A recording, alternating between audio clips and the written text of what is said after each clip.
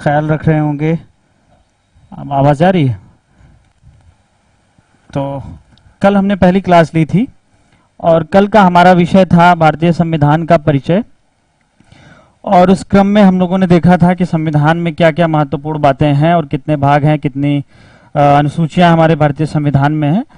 और उसके बाद हम लोग आगे बढ़े थे, ये देखा था कि लोकतांत्रिक व्यवस्था में प्रत्यक्ष लोकतंत्र क्या होता है और अप्रत्यक्ष लोकतंत्र क्या होता है। और फिर भारतीय लोकतंत्र के बारे में हमने विचार किया था कि हमारी व्यवस्था संसदीय व्यवस्था है, ना कि हमारी व्यवस्था अध्यक्षीय व्यवस्था है। हमने आपको अंतर समझाया था कि कैसे हम अंतर करना सीखेंगे कि कोई भी देश संसदीय व्यवस्था वाला देश है या फिर अध्यक्षीय व्यवस्था वाला देश है। आज की हमारी दूसरी क्लास है और आज की क्लास में बोर्ड पे आप देख रहे होंगे भारतीय संविधान की उद्देशिका के बारे में कुछ थोड़ा थोड़ा लिखा हुआ है। आज हम लोग पढ़ेंगे उद्देशिका के बारे में। संविधान की उद्देशिका या प्रस्तावना या इसको प्रेम्बल नाम से जानते हैं। प्रायः सभी देशों के संविधान के प्रारंभ में एक उद्देशिका होती है। हमारे भारतीय संविधान के प्रारंभ में भी उद्देशिका है। उद्देशिका में बहुत सारे तथ्य और बहुत सारे फैक्ट छुपे हुए हैं, उनके अलावा बहुत सारी कॉन्सेप्ट भी छुपी हुई है। हम इन सब चीजों के बारे में आज डिटेल में डिस्कस करेंगे। चाहे आप बैंक एसएससी रेलवे का एग्जाम देते हो, चाहे आप आईएएस का एग्जाम देते हो, अभी कुछ ही दिनों में समीक्षा अधिकारी की भी परीक्षा होने वाली है।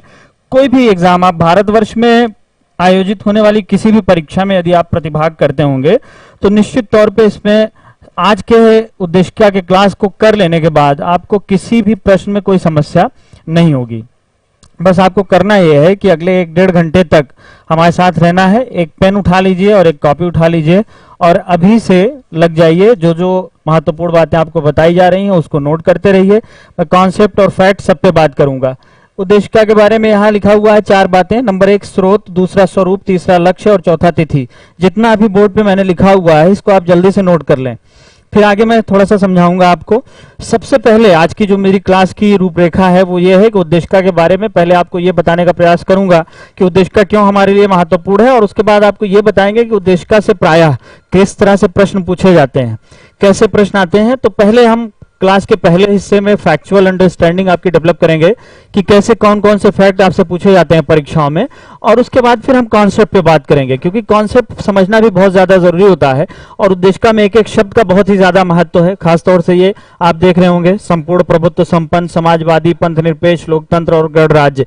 इनमें से हर शब्द का एक विशेष महत्व है और वो क्या है इस बात को हम लोग समझेंगे। उसके बाद फिर ये देखेंगे कि संविधान की उद्देशिका में जो लक्ष्य है, न्याय प्राप्त करना, स्वतंत्रता, समता और भाईचारा, तो ये क्या होता है, न्याय किसे कहते हैं, भाईचारा किसे कहते हैं, समता क्या है, स्वतंत्रता क्या होती है, और फिर इसमें भी अंदर हम लोग जाएंगे कि कितने प्रकार के न्याय संविधान में बताए गए हैं। आप सभी को पता होगा 3 प्रकार के न्याय का विश्लेषण किया गया है। अभी मैं इस पे नोट भी करूंगा। तो अभी आपको ये बताना चाहूंगा कि आज की क्लास जो है हमारी वो उद्देशिका पे है। उद्देशिका से फैक्ट और कॉन्सेप्ट के बारे में हम डिस्कस करेंगे, कैसे प्रश्न आते हैं, कैसे इसको पढ़ें। उम्मीद करता हूं कि आज की क्लास के 1-1.5 घंटे बाद आप बहुत परिवर्तन महसूस करेंगे। कम से कम इतना कॉन्फिडेंस आपको आ जाएगा कि इस चैप्टर से आईएएस तक, बैंक एसएससी रेलवे से लेकर आईएएस तक किसी भी परीक्षा में आपका कोई प्रश्न गलत नहीं होगा। तो शुरुआत करते हैं। सबसे पहले उद्देशिका को हम पढ़ देते हैं, आप सुन लीजिए एक बार। सबसे पहले स्टार्टिंग यहीं से होती है, we the people of India, हम भारत के लोग। यही पहला वाक्यांश है। हम भारत के लोग भारत को एक संपूर्ण प्रभुत्व संपन्न, समाजवादी, पंथ निरपेक्ष, लोकतंत्रात्मक गणराज्य बनाने के लिए तथा इसके समस्त नागरिकों को सामाजिक, आर्थिक, राजनीतिक न्याय, विचार, अभिव्यक्ति, विश्वास, धर्म एवं उपासना की स्वतंत्रता, प्रतिष्ठा एवं अवसर की समता उपलब्ध कराने के लिए तथा उन सब में व्यक्ति की गरिमा एवं राष्ट्र की एकता और अखंडता को सुनिश्चित करने वाली बंधुता को बढ़ाने के लिए दृढ़ संकल्प होकर अपनी संविधान सभा में आज तारीख 26 नवंबर 1949 मिति मार्गशीर्ष शुक्ल सप्तमी संवत 2006 विक्रमी को एतद द्वारा इसे अंगीकृत, अधिनियमित और आत्मर्पित करते हैं। ये शब्द थे जो हमने पढ़ दिए। अब इसमें क्या क्या निहित है और क्या इसका अर्थ है उस पर हम थोड़ा सा अभी डिटेल में बात करेंगे। कुछ लोगों के कमेंट्स आ रहे हैं कि सूरज कह रहे हैं कि सर इंग्लिश भी, बाबू नोट्स जो आपको दिया गया है पीडीएफ फॉर्म में उसमें उद्देशिका हिंदी और इंग्लिश दोनों में है, तो इसलिए आप नोट्स में पढ़ लें। बाकी यहाँ पे एक एक शब्द को हम डिटेल करते हुए आगे बढ़ रहे हैं। चलें अब सबसे पहले यहीं से बात शुरू करते हैं यहाँ पे हमने लिखा हुआ है कि उद्देशिका से यूं तो बहुत सारी बातें हैं, कई तरीके से पढ़ाया जा सकता है, लेकिन जब जो मेरा पढ़ाने का तरीका है, मैं मुख्यतः इन 4 बातों के सहारे अपने बात को आगे बढ़ाऊंगा आपके लिए। सबसे पहली चीज यह है कि उद्देशिका हमें यह बताती है कि हमारे भारतीय संविधान का स्रोत क्या है, और वो यहाँ बोर्ड पे स्पष्ट हमने लिख दिया है कि हम भारत के लोग, यानी उद्देशिका का जो पहला वाक्यांश है हम भारत के लोग, वो ये बताता है कि हमारे भारतीय संविधान की उद्देशिका का स्रोत हमारे भारत की जनता है। इसका सीधा सा मतलब ये हुआ कि हमारा भारतीय संविधान ब्रिटेन की देन नहीं है। आपको जाना होगा थोड़ा सा पीछे, आजादी के पहले भारत ब्रिटेन का एक उपनिवेश था। तो यहां इस बात को लिखने का अर्थ यही है कि अब ब्रिटेन की अनुकंपा पे, ब्रिटेन की मेहरबानी पे या ब्रिटेन की कृपा पे हमारे देश का संविधान नहीं बना है, बल्कि हमारे भारतीय देश का संविधान हम भारत के लोगों की जनता ने बनाया है। आप सभी बच्चों को पता होगा कि भारतीय संविधान का निर्माण करने के लिए एक संविधान सभा का गठन हुआ था। प्रत्येक 10 लाख लोगों में से 1 लोग का चुनाव हुआ था, और इस तरह से 389 लोगों ने 2 वर्ष 11 माह 18 दिन तक मेहनत करके भारतीय संविधान को बनाया। तो संविधान जो हमारा बना वो किसने बनाया? संविधान सभा के सदस्यों ने। और संविधान सभा के सदस्य कौन थे? वे भारतीय थे।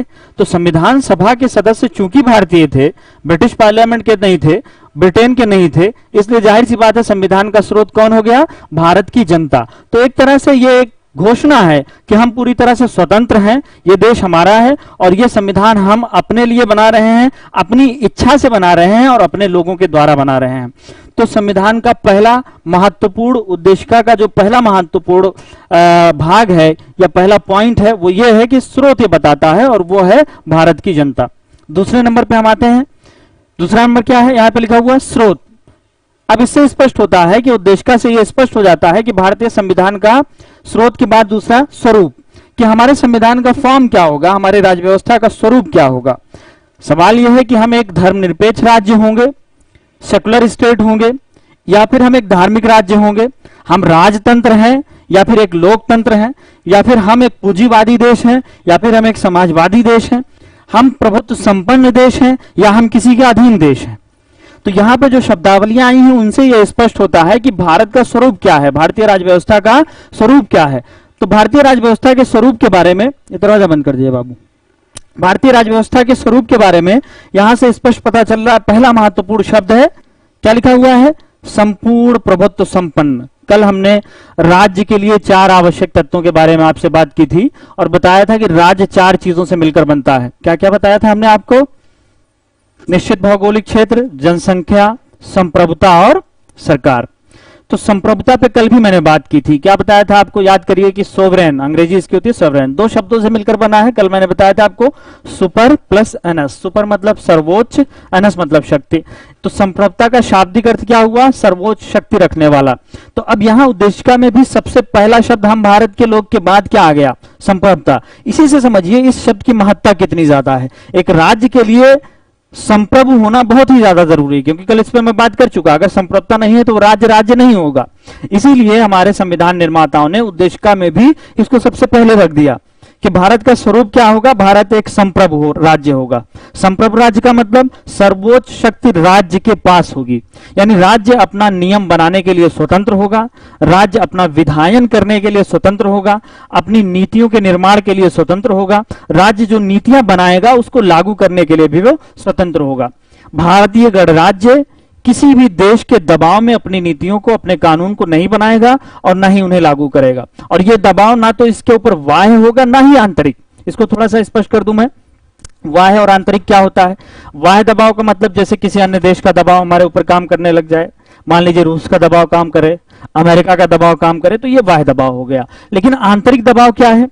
हो सकता है हम अपने देश के ही किसी राज्य सरकार या किसी दबाव समूह के दबाव में आके, किसी प्रेशर ग्रुप के प्रेशर में आके हम अपना नियम ना बनाएं और बैकफुट पे चले जाएं। एक उदाहरण से समझिए इसको।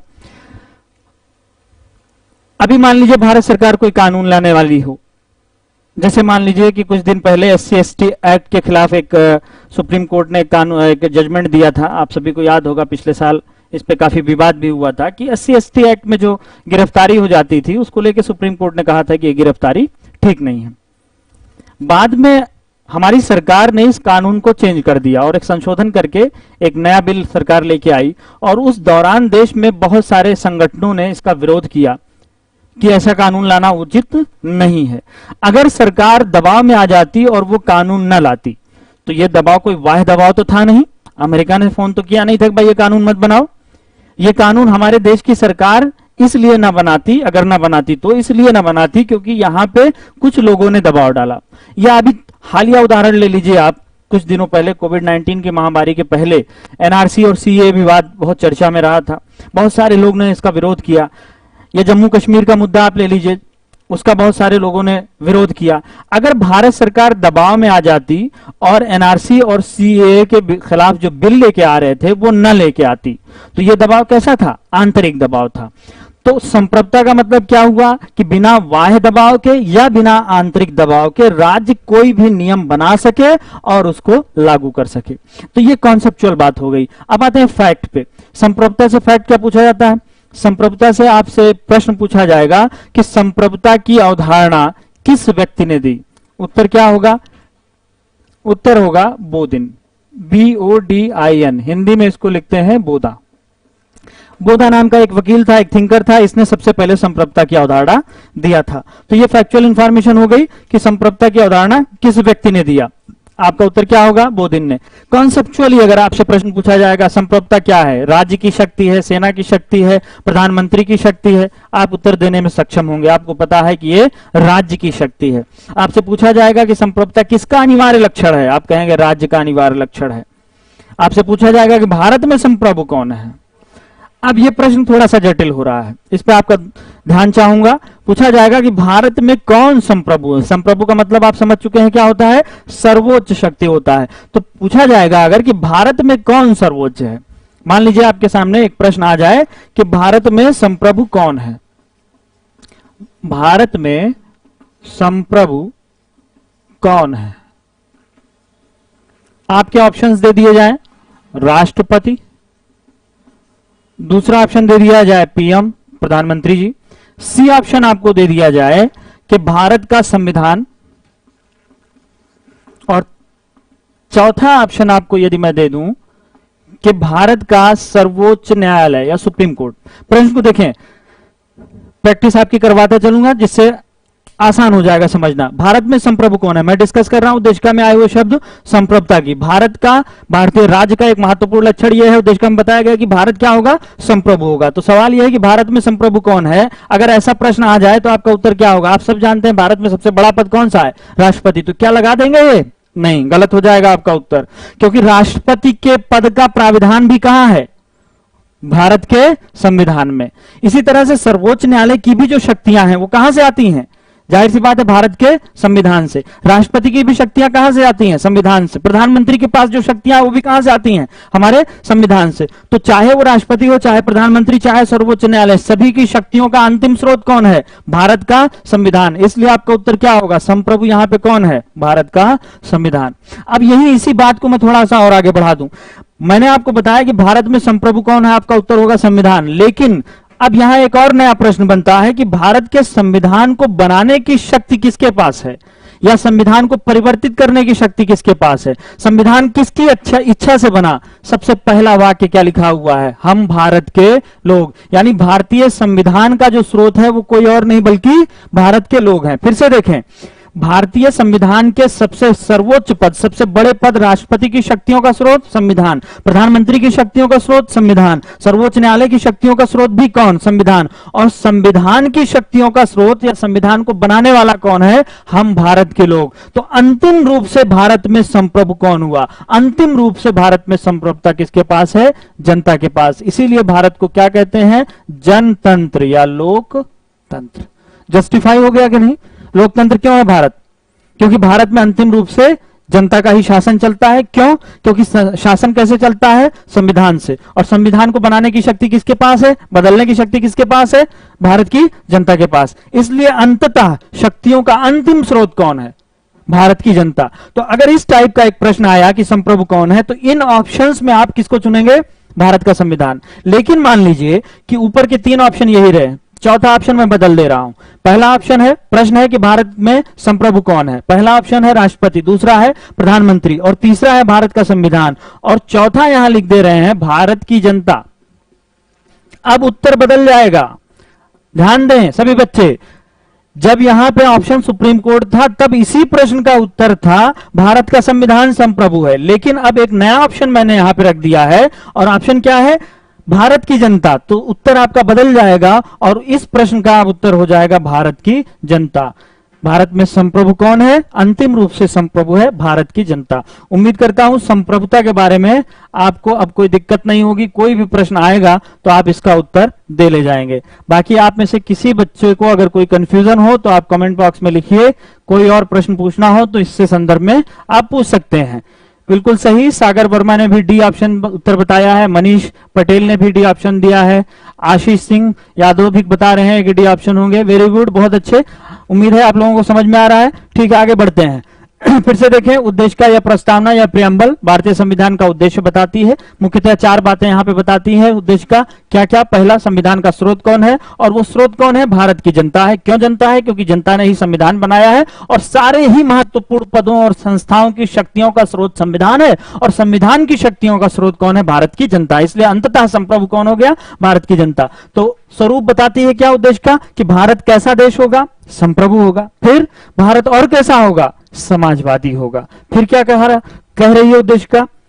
हम एक सेकुलर स्टेट होंगे, एक पंथ निरपेक्ष राज्य होंगे। एक बहुत बड़ा विवाद है कि सेकुलर का मतलब यहां पे क्या है, धर्मनिरपेक्ष है या पंथ निरपेक्ष, आएंगे उसको भी आज हम देखेंगे। इस पे हालांकि बहुत लंबी क्लास होनी चाहिए, इस टॉपिक के साथ न्याय करने के लिए जरूरी है कि कम से कम 3 या 4 घंटे की क्लास ली जाए, क्योंकि इसकी बहुत सारी एस्पेक्ट्स हैं कि क्या भारत पंथ निरपेक्ष राज्य है या धर्मनिरपेक्ष राज्य है। उससे पहले आपको धर्मनिरपेक्ष समझना होगा और उससे भी पहले धर्म को समझना होगा कि धर्म का अर्थ क्या होता है। क्या केवल धर्म का अर्थ यही होता है कि पूजा पाठ कर लिया जाए, नमाज पढ़ लिया जाए, यही धर्म है? या फिर दूसरों का भला करना भी धर्म है? जैसा कि तुलसीदास ने कहा था कि परहित सरस धर्म नहीं भाई, पर पीड़ा सम नहीं अधिमाई। पर पीड़ा के जैसा कोई अधम नहीं है और परहित के जैसा कोई धर्म नहीं है। तो तुलसीदास के यहां से धर्म की परिभाषा जो निकल रही है वो दूसरों का हित करना निकल रहा है। भागवत गीता की धर्म की परिभाषा कुछ और है, मनुस्मृति की धर्म की परिभाषा कुछ और है। युधिष्ठिर का एक बड़ा ही ऐतिहासिक कैरेक्टरिस्टिक है आपके भारतीय समाज और संस्कृति में। युधिष्ठिर को धर्मराज कहा जाता था। तो युधिष्ठिर को धर्मराज क्यों कहा जाता था? क्या वो हरदम पूजा पाठ किया करते थे, मंदिर में बैठ के हरदम घंटा बजाया करते थे? युधिष्ठिर क्यों धर्मराज थे? तो धर्म का अर्थ क्या होता है ये भी समझना पड़ेगा, फिर धर्म निरपेक्ष समझना पड़ेगा, फिर पंथ निरपेक्ष समझना पड़ेगा, और फिर आपको यह भी समझना पड़ेगा कि सेकुलरिज्म एक वेस्टर्न कॉन्सेप्ट है और फिर उस वेस्टर्न कॉन्सेप्ट को, उस पाश्चात्य अवधारणा को क्या भारत में एज इट इज हम लागू कर सकते हैं? तो एक लंबी एस्पेक्ट है, फिर भी जितना हो सकेगा यहां देखा जाएगा। तो संपूर्ण प्रभुत्व संपन्न होगा हमारा देश, हमारे देश की राज व्यवस्था का, हमारे संविधान का जो स्वरूप होगा प्रभुत्व संपन्न, समाजवादी, पंथ निरपेक्ष, उसके बाद लोकतंत्र यानी डेमोक्रेसी, और गणराज्य यानी रिपब्लिक। तो डेमोक्रेसी और रिपब्लिक में थोड़ा सा महीन सा अंतर है, उसको भी हम लोग देखेंगे। अब थोड़ा सा ध्यान चाहूंगा आपका समझने के लिए कि कॉन्सेप्ट एक बार बन जाएगी तो फिर रटना नहीं पड़ेगा। तो मेरा प्रयास यही है कि चाहे वो कॉन्सेप्ट आपसे किसी भी परीक्षा में पूछी जाए या फैक्ट पूछा जाए तो आपको कोई समस्या ना आए। इसलिए मेरी कोशिश यह है कि आप पूरा ध्यान देते रहिए और बहुत ही ध्यानपूर्वक सुनते रहिए। देखें इसको समझेंगे कैसे। अगर हम संप्रभु नहीं है तो क्या है, क्या हो सकते हैं? संप्रभुता का मतलब सर्वोच्च शक्ति राज्य के पास होगी। तो अगर हम संप्रभु नहीं होंगे यानी हमारे राज्य के पास शक्ति नहीं होगी तो हमारी शक्तियों का निर्धारण किसी और राज्य के द्वारा होगा, तो जाहिर सी बात है हम गुलाम हो गए, एक तरह के उपनिवेश हो गए। तो यही हो सकता था, या तो हम उपनिवेश बने रहें, किसी देश के इशारे पे चलें, या फिर हम अपना खुद का एक अस्तित्व रखें, खुद का संविधान रखें, खुद की इच्छा रखें। इसी तरह से इनकी विरोधी अवधारणाओं को जब समझ लेंगे तो इन शब्दों का भाव और अर्थ बेहतर तरीके से आप समझ पाएंगे। अगर हम समाजवादी ना होते तो क्या होते? समाजवाद का उल्टा आप कह सकते हैं पूंजीवाद है। कैसे अभी समझाऊंगा, समाजवाद पे भी बात होगी।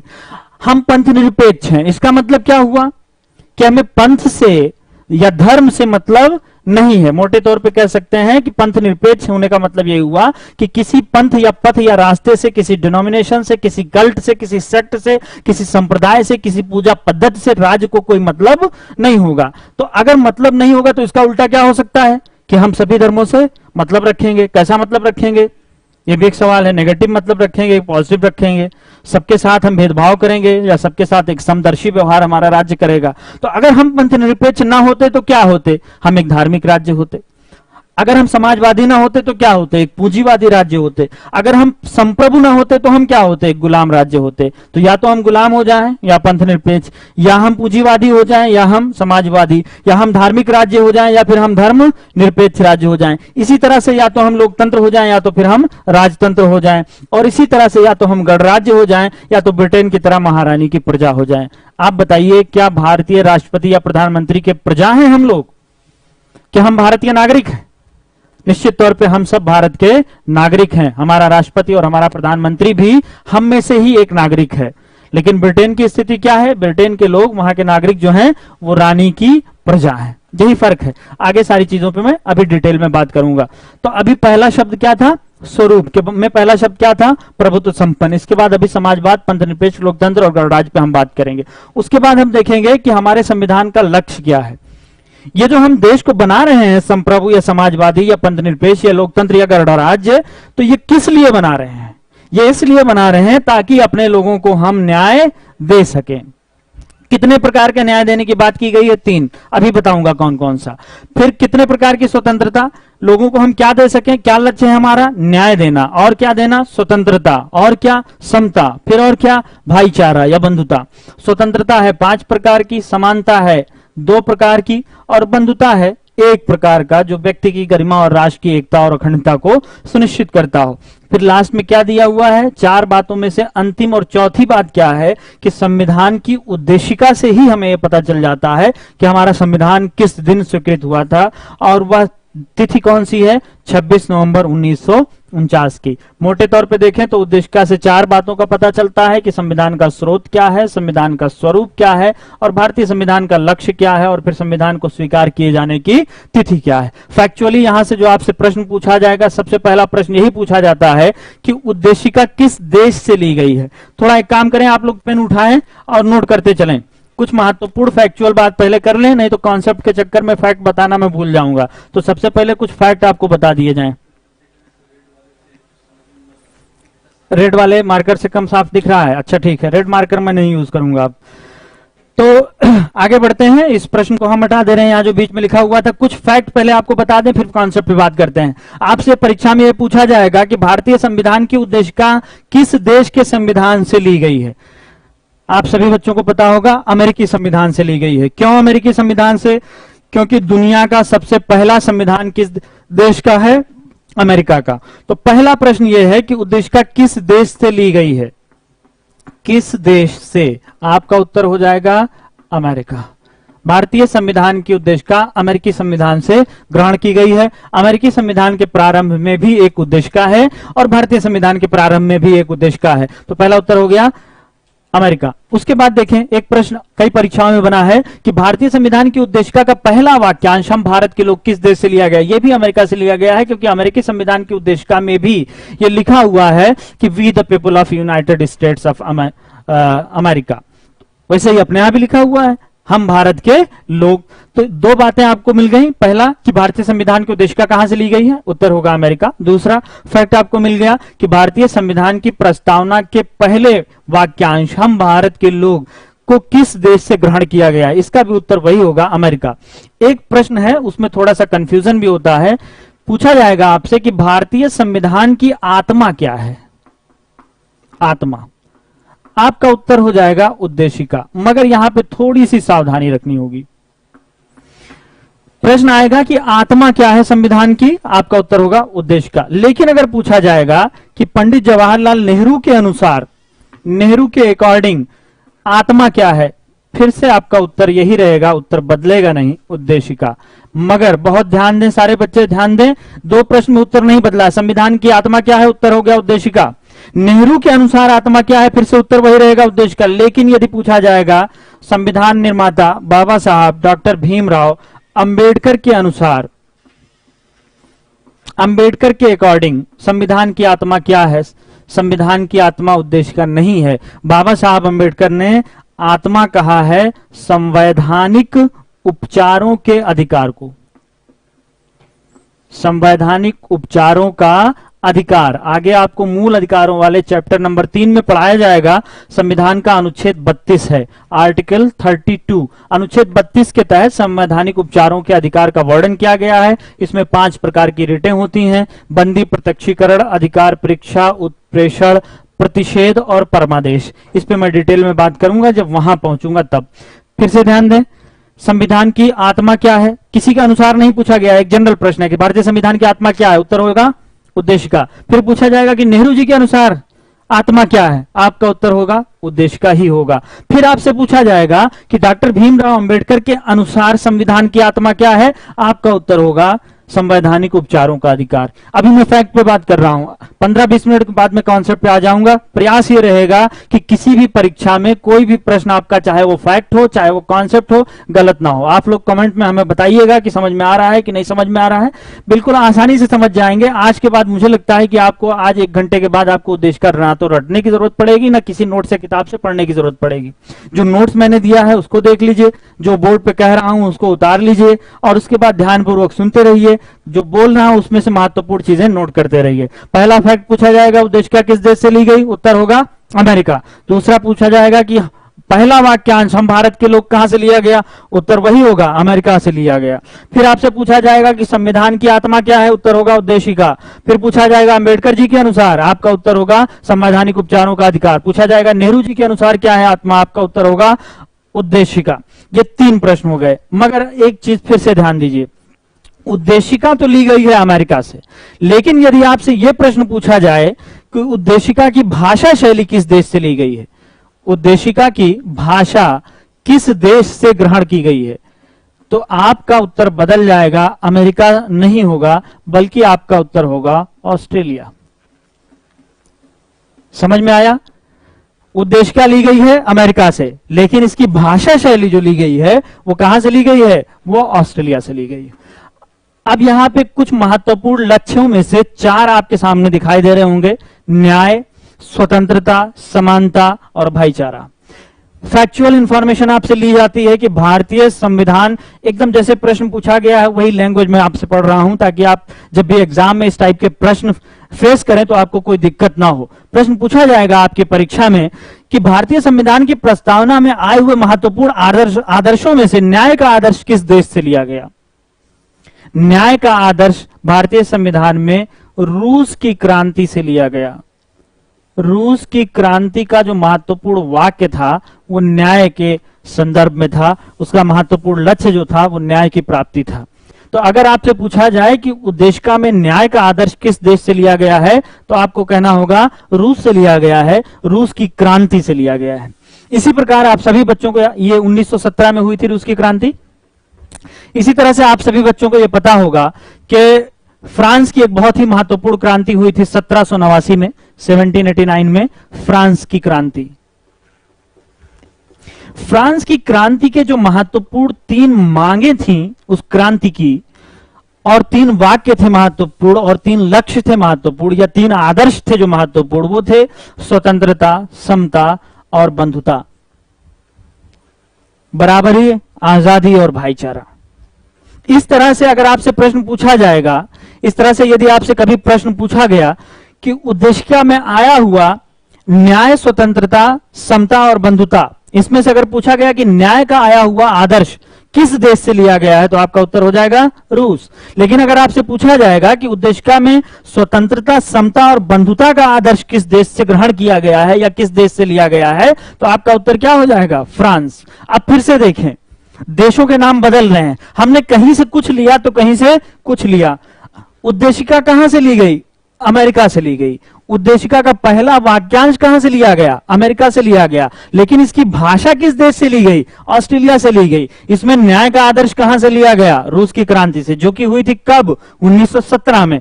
लेकिन इसमें स्वतंत्रता, समानता और भाईचारे का आदर्श कहां से लिया गया? फ्रांस से लिया गया। और यह फ्रांसीसी क्रांति कब घटित हुई थी? 1789 में। आ रही बात समझ में? फिर आपसे पूछा जाएगा कि भारतीय संविधान की उद्देशिका में, फैक्ट के बारे में भी बात कर रहा हूं, कितने प्रकार के न्याय हैं? आपका उत्तर होगा 3 प्रकार के न्याय हैं।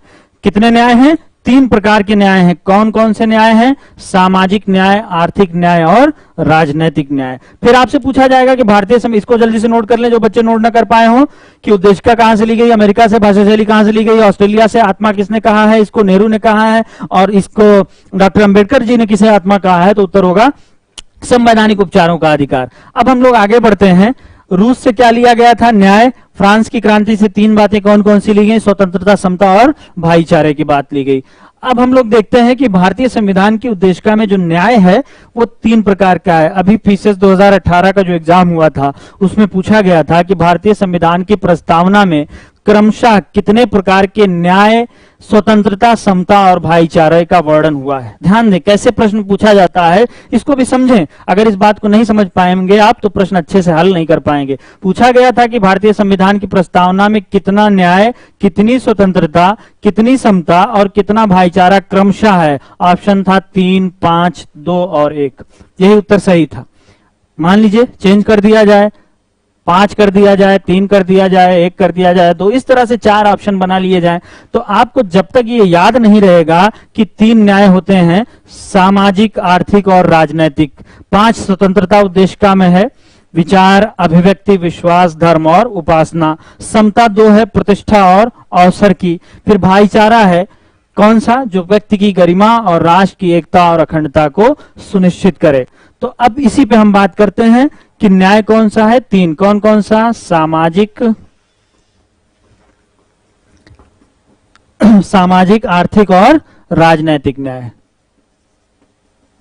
सामाजिक, आर्थिक, राजनैतिक न्याय। स्वतंत्रता 5 है, विचार, अभिव्यक्ति, विश्वास, धर्म और उपासना। विचार, अभिव्यक्ति, विश्वास, धर्म और उपासना की स्वतंत्रता। समता 2 है, कौन कौन सी? प्रतिष्ठा की और अवसर की। प्रतिष्ठा एवं अवसर की समता तथा व्यक्ति की गरिमा और राष्ट्र की एकता और अखंडता।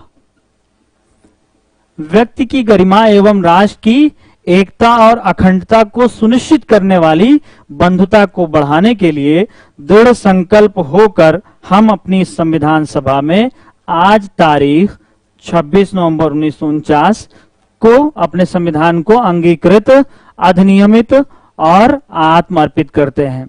अतुल विद्रोही कह रहे हैं थोड़ा सा धीरे धीरे। क्यों भाई अतुल, तुम तो पढ़ चुके हो, क्या दिक्कत है? रिवीजन तो हो रहा होगा। ठीक है, स्पीड कम कर लेते हैं। समझ में आ रहा होगा कि 3 प्रकार का न्याय है, 5 प्रकार की स्वतंत्रता है, समता 2 प्रकार की। अभी हम इस पर डिटेल करेंगे कि सामाजिक न्याय क्या है, आर्थिक न्याय क्या होता है और राजनीतिक न्याय क्या होता है। बड़ा इंटरेस्टिंग है ये सब। राष्ट्र की एकता और अखंडता को सुनिश्चित करने वाली बंधुता, ऐसा भाईचारा जो राष्ट्र की एकता को बढ़ाए। तो क्या ऐसा भी भाईचारा हो सकता है जो कि राष्ट्र की एकता को ना बढ़ाए? ध्यान दें मेरे प्रश्न पे आप। मैं आपसे प्रश्न पूछ रहा हूं कि क्या ऐसा भी भाईचारा हो सकता है जिससे राष्ट्र की एकता कमजोर हो?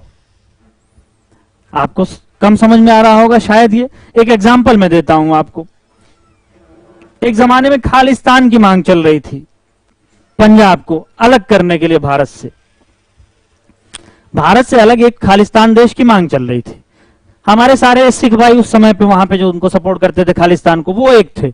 उनमें एकजुटता थी, उनमें भाईचारा था। क्या उस भाईचारे से देश मजबूत हो रहा था? अभी कुछ दिन पहले महाराष्ट्र से और गुजरात से उत्तर भारतीय लोगों को निकाला गया। मराठी मानुस के नाम पे सब लोग एक हो गए थे, मराठा लोग, और भगा रहे थे मारपीट के उत्तर प्रदेश और बिहार वालों को कि हमारा रोजगार आप छीन रहे हैं, इसलिए यहां से निकल जाइए। तो क्या ये एकता जो महाराष्ट्र के मराठी भाइयों में आई थी, उससे हमारा देश इकट्ठा हो रहा था, एकजुट हो रहा था, देश की अखंडता मजबूत हो रही थी या कमजोर हो रही थी? कमजोर हो रही थी। तो इसी बात को समझना है कि हमें कैसी गरिमा चाहिए, हमको कैसी एकता चाहिए, कैसा बंधुता चाहिए, कैसा भाईचारा चाहिए, कैसी बंधुता चाहिए और कैसी समानता चाहिए, कैसी स्वतंत्रता चाहिए, विचार की स्वतंत्रता क्या है, अभिव्यक्ति की स्वतंत्रता क्या है, विश्वास की क्या है, धर्म की क्या है, उपासना की क्या है, इन सब बातों पे हम लोग थोड़ा थोड़ा चर्चा अभी करेंगे।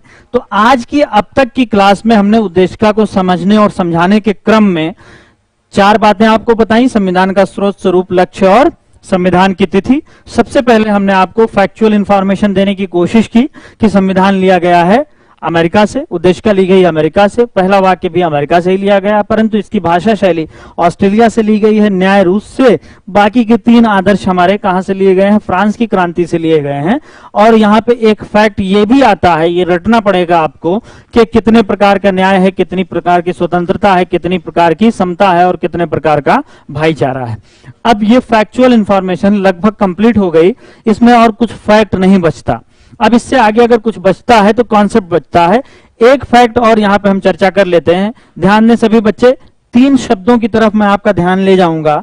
बोर्ड पे मैं 3 शब्दों को गोल कर दे रहा हूं और अगर आपने कॉपी में अपने लिखा हुआ है, नोट किया हुआ है, तो आप भी इसी तरह से इनको राउंड में ले लें। समाजवादी, पंथ निरपेक्ष और अखंडता, इन 3 शब्दों को आप भी अंडरलाइन कर लें या गोल कर लें। क्यों? क्योंकि ये 3 शब्द, समाजवादी, पंथ निरपेक्ष और अखंडता, ये 3 शब्द इमरजेंसी के दौरान, देश में एक बार इमरजेंसी लगी थी इंदिरा गांधी के कार्यकाल में, आपको पता होगा। उसी इमरजेंसी के दौरान इंदिरा गांधी की सरकार ने 42वां संविधान संशोधन किया था और वर्ष था 42वें संशोधन का 1976। इसमें 3 शब्द जोड़ दिए गए: समाजवादी, पंथ निरपेक्ष और अखंडता। 3 शब्द कौन कौन से हैं? समाजवादी, पंथ निरपेक्ष और अखंडता। यानी मूल संविधान की प्रस्तावना में, ओरिजिनली हमारे भारतीय संविधान की प्रस्तावना में, ना तो धर्म निरपेक्ष या सेकुलर या पंथ निरपेक्ष वर्ड था, ना ही सोशलिस्ट था और ना ही अखंडता वाला वर्ड था। अब यहां एक और डिबेट खड़ी हो जाती है कि इंदिरा गांधी ने इमरजेंसी के दौरान संविधान में 3 शब्द अगर न लिखवा दिया होता 1976 में, तो क्या भारत सेकुलर स्टेट नहीं था? क्या भारत की अखंडता कमजोर थी? क्या भारत सोशलिस्ट नहीं था, कैपिटलिस्ट था? क्या हम पूंजीवादी राज्य थे? तो उतनी लंबी डिबेट में नहीं आऊंगा, फिर भी थोड़ा बहुत आपसे अभी चर्चा इस पे भी मैं कर लूंगा। तो एक फैक्ट याद रखिएगा कि क्या भारतीय संविधान की प्रस्तावना में कभी संशोधन हुआ है? उत्तर होगा हाँ। पूछा जाएगा कितनी बार संशोधन हुआ? आपका उत्तर होगा 1 बार। पूछा जाएगा किसने किया, किस प्रधानमंत्री ने? उत्तर होगा इंदिरा गांधी। वर्ष 1976। कौन सा संशोधन था? 42वां। कितने शब्द जोड़े गए? 3 शब्द। कौन कौन से शब्द जोड़े गए? समाजवादी, पंथ निरपेक्ष और अखंडता। अब अगर आपकी परीक्षा में प्रश्न आए कि क्या संविधान की प्रस्तावना में संशोधन हो सकता है, ऑब्वियसली आपका उत्तर होगा हाँ, हो सकता है। क्यों? क्योंकि हो चुका है, आपके सामने है। अच्छा, अगर कॉन्सेप्चुअली आपको समझाने का प्रयास करूं मैं कि संविधान की प्रस्तावना में क्यों संशोधन हो सकता है, ध्यान दें। अगर किसी से आप पूछ लीजिए, फैक्ट तो आपको पता हो गया कि हाँ हो सकता है, हुआ भी, 3 शब्द नए जोड़ दिए गए। लेकिन अगर पूछा जाए कि क्यों किया जा सकता है, आपका उत्तर कहां से निकलेगा?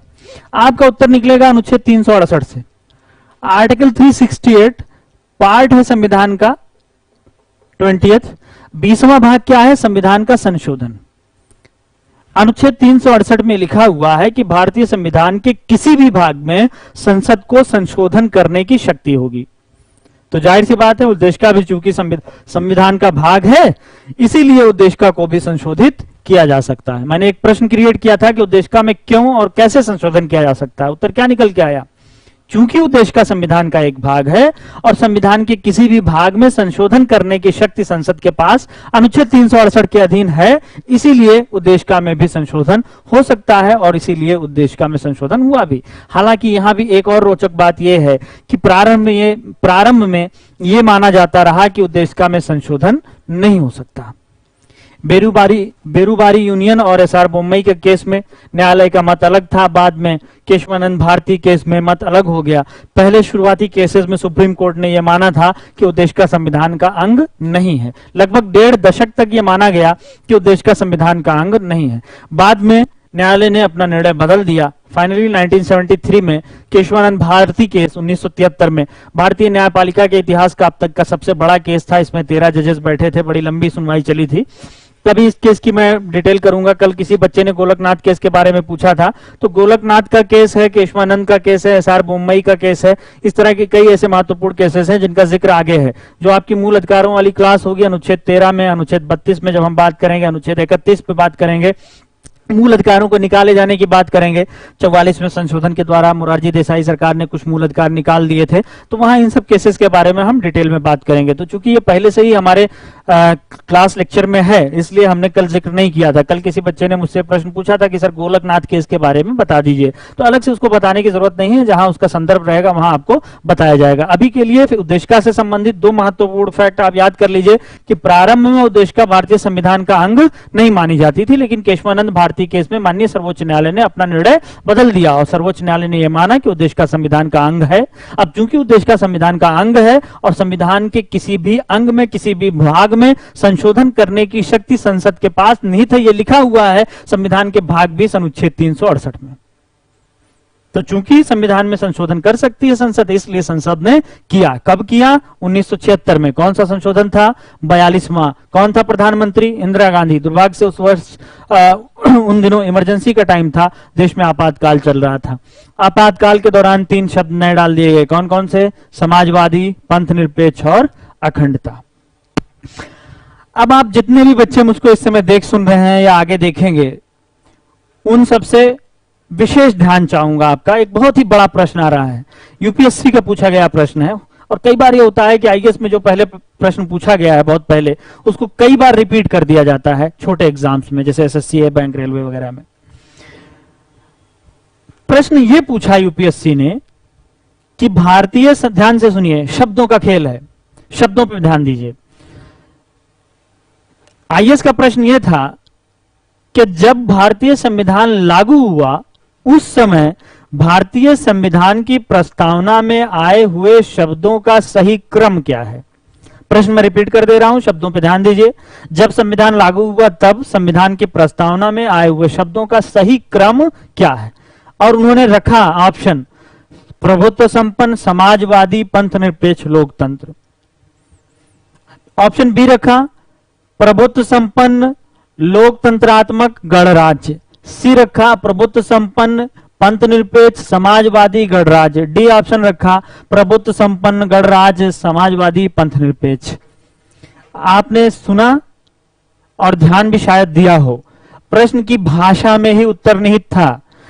आपको अगर उद्देशिका याद है, आपसे पूछें कि सही क्रम क्या है, आप तुरंत बोल देंगे सर प्रभुत्व संपन्न, समाजवादी, पंथ निरपेक्ष। जी नहीं, तुरंत मत बोलिए, थोड़ा सा ठहरिए, थोड़ा सा समझिए। हो सकता है एग्जामिनर आपको बेवकूफ बना रहा हो।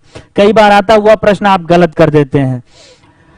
अभय कुमार ने बी ऑप्शन उत्तर बताया है, रामपाल मिश्रा ने भी बताया है। Very good. आप लोग का खेमकरण कह रहे हैं उपरोक्त में से कोई नहीं। नहीं बाबू, बी ऑप्शन सही है उत्तर। बी ऑप्शन क्यों सही होगा मैं आपको बता रहा हूं। फिर से प्रश्न की भाषा पे ध्यान दीजिए। प्रश्न मैंने क्या कहा? संविधान की प्रस्तावना में, संविधान के प्रारंभ में आए हुए शब्दों का सही क्रम। प्रारंभ कब हुआ संविधान का, यानी संविधान लागू कब हुआ? 26 जनवरी 1950 को। तो क्या 1950 में ये समाजवादी और पंथ निरपेक्ष और अखंडता शब्द थे? अभी तो मैंने आपको बताया कि नहीं भाई, ये शब्द कब जोड़े गए हैं, ये शब्द कब जोड़े गए हैं? 1976 में। तो 1950 में, 1950 में, 26 जनवरी 1950 जब हमारे देश का संविधान प्रारंभ हो रहा था, तो ऑब्वियसली ये चीजें संविधान में शामिल नहीं थी, ये शब्द तो बाद में जोड़े गए। तो जब भी इस प्रकार का प्रश्न पूछा जाए कि संविधान के प्रारंभ में प्रस्तावना का स्वरूप क्या था, तो प्रारंभिक प्रस्तावना का स्वरूप आप कैसे पता करेंगे? इन 3 शब्दों को साइलेंट करके, इन 3 शब्दों को हटा के। यानी अब उत्तर सोचिए, प्रारंभ में प्रस्तावना क्या है, वो शब्दों का सही क्रम क्या निकलेगा? पहला उत्तर क्या होगा? सब सही उत्तर क्या होगा? प्रभुत्व संपन्न, लोकतंत्र, गणराज्य। क्योंकि ये दोनों शब्द कौन कौन से? समाजवादी और पंथ निरपेक्ष। ये दोनों शब्द हमारे संविधान की प्रस्तावना में प्रारंभ से नहीं थे। कोशिश कर रहा हूं कि आपकी कॉन्सेप्ट भी डेवलप कर दूं, आपको फैक्ट भी बता दूं, परीक्षाओं में कैसे कैसे प्रश्न आते हैं ये भी आपको बताता चलूं। उम्मीद है कि क्लास आपको समझ में आ रही होगी, आपको मजा आ रहा होगा। तो इस तरह से अब तक की जो लगभग फैक्चुअल इंफॉर्मेशन उद्देशिका से संबंधित थी वो आपकी क्लियर हो गई। इससे ज्यादा मुझे नहीं लगता कि कभी कोई फैक्ट आपका आएगा और फंसेगा। लगभग जितने फैक्ट थे आपको बता दिए गए हैं। अब हम फिर से आते हैं कॉन्सेप्ट पे बात करते हैं। कॉन्सेप्चुअल अंडरस्टैंडिंग आपकी डेवलप करने की कोशिश करते हैं। उम्मीद है ये चीजें जो बोर्ड पे लिखी हुई उसको आपने नोट कर लिया होगा कि लक्ष्य है न्याय, स्वतंत्रता, समता और भाईचारा। 3 प्रकार का न्याय है, 5 प्रकार की स्वतंत्रता है, 2 प्रकार की समता है और 1 प्रकार का भाईचारा है। अब यहाँ पे स्रोत के बाद स्वरूप में पहला शब्द था संप्रभुता या प्रभुत्व संपन्नता। ये क्या होती है मैंने आपको कल भी बताया था, आज भी बताया कि राज्य की सर्वोच्च कानून बनाने की शक्ति होती है। वही राज्य संप्रभु कहलाया जा सकता है जिसके पास अपना कानून बनाने की क्षमता हो, अपने कानून को लागू करने की क्षमता हो, किसी बाह्य आंतरिक दबाव में राज्य काम न करता हो। अगला शब्द है हमारा समाजवादी। ध्यान दें, अभी बताया मैंने आपको कि यह समाजवादी शब्द मूल रूप से संविधान में नहीं था। 1976 में इंदिरा गांधी ने 42वें संशोधन से जोड़ दिया। तो यह समाजवाद क्या होता है इसको मैं आपको समझाने का प्रयास करता हूं। आप नोट्स उठाएंगे तो नोट्स में आप देखेंगे लिखा हुआ है कि समाजवाद एक आर्थिक राजनीतिक अवधारणा है। इसका आशय है उत्पादन की प्रणाली पर, उत्पादन के संबंधों पर, उत्पादन के ऊपर राज्य का नियंत्रण हो। उत्पादन पर राज्य का नियंत्रण हो। समाजवाद क्या है? एक ऐसी सामाजिक, राजनीतिक या आर्थिक अवधारणा है जिसका आशय यह है कि उत्पादन के साधनों पर, मीन्स ऑफ प्रोडक्शन पे स्टेट का ग्रिप हो, राज्य का नियंत्रण हो। अब यहां आपको समझना पड़ेगा कि अगर राज्य का नियंत्रण नहीं होगा, अगर राज्य का नियंत्रण नहीं होगा तो फिर किसका नियंत्रण होगा उत्पादन के साधनों पर? भाई या तो भारत सरकार किसी चीज को चला ले या फिर कौन चला सकता है? अच्छा ये बताइए कि रेलवे कौन चलाता है? भारत सरकार चलाती है या कोई और चला रहा है? आपका उत्तर क्या होगा? भारत सरकार। लेकिन अगर रेलवे का प्राइवेटाइजेशन कर दिया जाएगा, जैसे आजकल हो हल्ला हो रहा है, तो रेलवे को प्राइवेटाइज करेंगे तो कौन चलाएगा? गवर्नमेंट चलाएगी या प्राइवेट सेक्टर का व्यक्ति चलाएगा? अगर रेलवे का निजीकरण कर दिया जाएगा तो जाहिर सी बात है निजी क्षेत्र के पूंजीपतियों के द्वारा रेलवे को चलाया जाएगा। आ रही बात समझ में? तो समाजवाद का मतलब यह हुआ कि सरकार का नियंत्रण, और इसका उल्टा क्या हुआ? पूंजीवाद, जिसमें नियंत्रण किसका हो जाएगा? सरकार का नहीं होगा बल्कि एक प्राइवेट पर्सन का होगा, निजी व्यक्ति का होगा, कुछ लोगों का होगा। तो दोनों व्यवस्थाओं में कुछ अंतर होगा। क्या अंतर होगा? सरकार चलाएगी और अंबानी अडानी चलाएंगे तो क्या अंतर आ जाएगा? इसी बात को थोड़ा सा हम समझने का प्रयास करते हैं। रेलवे के एग्जाम्पल से हम आपको समझाने का प्रयास करते हैं। अगर रेलवे को भारत सरकार चलाए तो क्या होगा, और प्राइवेट सेक्टर अगर चलाए, कोई पूंजीपति चलाए, अंबानी अडानी चलाएं तो क्या हो सकता है? ये बताइए आज की डेट में रेलवे सरकारी है, रेलवे का किराया कितना है? कम है कि ज्यादा? वास्तव में रेलवे का किराया बहुत कम है। रेलवे का किराया बहुत ही मुश्किल से बढ़ता है, बहुत दिनों बाद बढ़ाया जाता है। क्यों? क्योंकि सरकार का उद्देश्य क्या रेलवे से पैसा कमाना है? क्या मुनाफा कमाना है? क्या सरकार का उद्देश्य लाभ कमाना है या फिर सरकार का उद्देश्य जनता की सेवा करना है? आपका उत्तर होगा कि सरकार कोई पूंजीपति नहीं है, सरकार का उद्देश्य लाभ कमाना नहीं है, बल्कि सरकार का उद्देश्य क्या है? सरकार का उद्देश्य है कि जनता की सेवा करे। मगर यही रेलवे आप उठा के दे दीजिए अंबानी को, अडानी को। अंबानी अडानी क्या करेंगे? अंबानी अडानी बाबा रामदेव, रामदेव भी तो अच्छे खासे उद्योगपति हैं, तो रामदेव जी को दे दीजिए, तो क्या करेंगे? लाभ कमाएंगे। लाभ कमाने के लिए आएंगे कि जनता की सेवा करने के लिए आएंगे? निश्चित तौर पे प्राइवेट सेक्टर किस लिए आएगा? लाभ कमाने के लिए आएगा। ध्यान दें, गवर्नमेंट सेक्टर हमेशा सर्विस ओरिएंटेड होता है, जबकि प्राइवेट सेक्टर हमेशा प्रॉफिट ओरिएंटेड होता है। वो लाभ कमाने के लिए आएगा, लाभ बढ़ाने के लिए आएगा। तो प्राइवेट सेक्टर क्या करेगा? लाभ कमाएगा। प्रयागराज में रहने वाला बच्चा जो एजे से जौनपुर जाता था, इलाहाबाद टू जौनपुर, वो कितना किराया देता था? शायद आपको पता ही नहीं होगा क्योंकि आप बिना टिकट जाते थे। ज्यादातर बच्चे तो बिना टिकट ही ट्रेवल कर लेते थे। तो 25-30 रुपया, 40-50 रुपया किराया अगर होगा, भी आपको याद होगा, तो 25-30 रुपया किराया होगा। लेकिन आप ये बताइए कि अगर यही ट्रेन अंबानी अडानी के हाथ में आ जाएगी तो किराया कितना हो जाएगा? 500 हो जाएगा। अभी अगर किराया 50 रुपया है तो 500 रुपया हो जाएगा। अब मुझे ये बता दीजिए, गरीब आदमी के लिए या आम जनता के लिए 50 रुपए का टिकट ज्यादा ठीक है या 500 रुपए का? निश्चित तौर पे 50 रुपए वाला टिकट ही ज्यादा ठीक होगा। यानी रेलवे का निजीकरण हो जाए या रेलवे सरकारी रहे, तो गरीब आदमी के हित में क्या है कि रेलवे सरकारी ही रहे, इसका निजीकरण ना हो। अगर उसका निजीकरण हो जाएगा तो रेलवे की सेवाएं, रेलवे की सर्विसेज महंगी हो जाएंगी। एक और बात है, रेलवे में जो नौकरियां आएंगी उनमें भी आपको वेतन भत्ते कम मिलेंगे। प्राइवेट सेक्टर की नौकरी में आपको काम ज्यादा पड़ेगा, मगर यही फायदा भी है। अगर प्राइवेट सेक्टर की ट्रेन होगी तो वो लेट कम होगी। वॉशरूम में आपको कम से कम पानी मिलेगा और डब्बा मिलेगा, और वॉशरूम में अगर आप जाते हैं तो उनकी दीवारों पर जो जो लिखा रहता है और जो जो चित्र बने रहते हैं वो सब नहीं मिलेगा आपको। अनुभव किया होगा आप लोगों ने पैसेंजर ट्रेन में खास तौर से। तो इस तरह से जो गंदगी ट्रेन में है, बैठते नहीं बनता, हर स्टेशन पे रुकती है, चेन पुलिंग होती है, ट्रेन बहुत लेट होती है, ये सारी समस्याएं अगर प्राइवेट सेक्टर में ट्रेन चली जाएगी तो ये इन समस्याओं का समाधान हो जाएगा। 3 घंटे में पहुंचना है तो 3 ही घंटे में पहुंचेगी, वो 36 घंटा नहीं लगेगा। तो गवर्नमेंट सेक्टर में अगर ट्रेन है तो उसका एक नुकसान तो ये हो रहा है कि सर्विस की क्वालिटी खराब है, लेकिन एक फायदा यह भी है कि सर्विस जो है वो गरीब आदमी को ध्यान में रखते हुए दी जाती है। तो अगर कुल मिला के देखें तो कोई फायदा है इसमें तो कुछ नुकसान भी है। यहां पे भी देखें तो कुछ फायदा है तो कुछ नुकसान है। लेकिन अगर टोटल कैलकुलेट करें कि देश में जनता गरीब ज्यादा है कि अमीर ज्यादा है, तो आपका उत्तर क्या होगा? अधिकांश लोग गरीब हैं, और गरीबों के हित में कौन सी व्यवस्था है? सरकारी व्यवस्था ही है। दूसरा उदाहरण ले लीजिए, तेज बहादुर सप्रू चिकित्सालय बेली हॉस्पिटल है, वहां आप गए इलाज कराने, सरकारी अस्पताल है, 1 रुपए का पर्चा आपने बनवाया, उसके बाद 10,000 रुपए का आपने इलाज करवा लिया। लेकिन वही हॉस्पिटल अगर प्राइवेट सेक्टर का हॉस्पिटल होता तो क्या 1 रुपए के पर्चे में 10,000 रुपए का इलाज होता?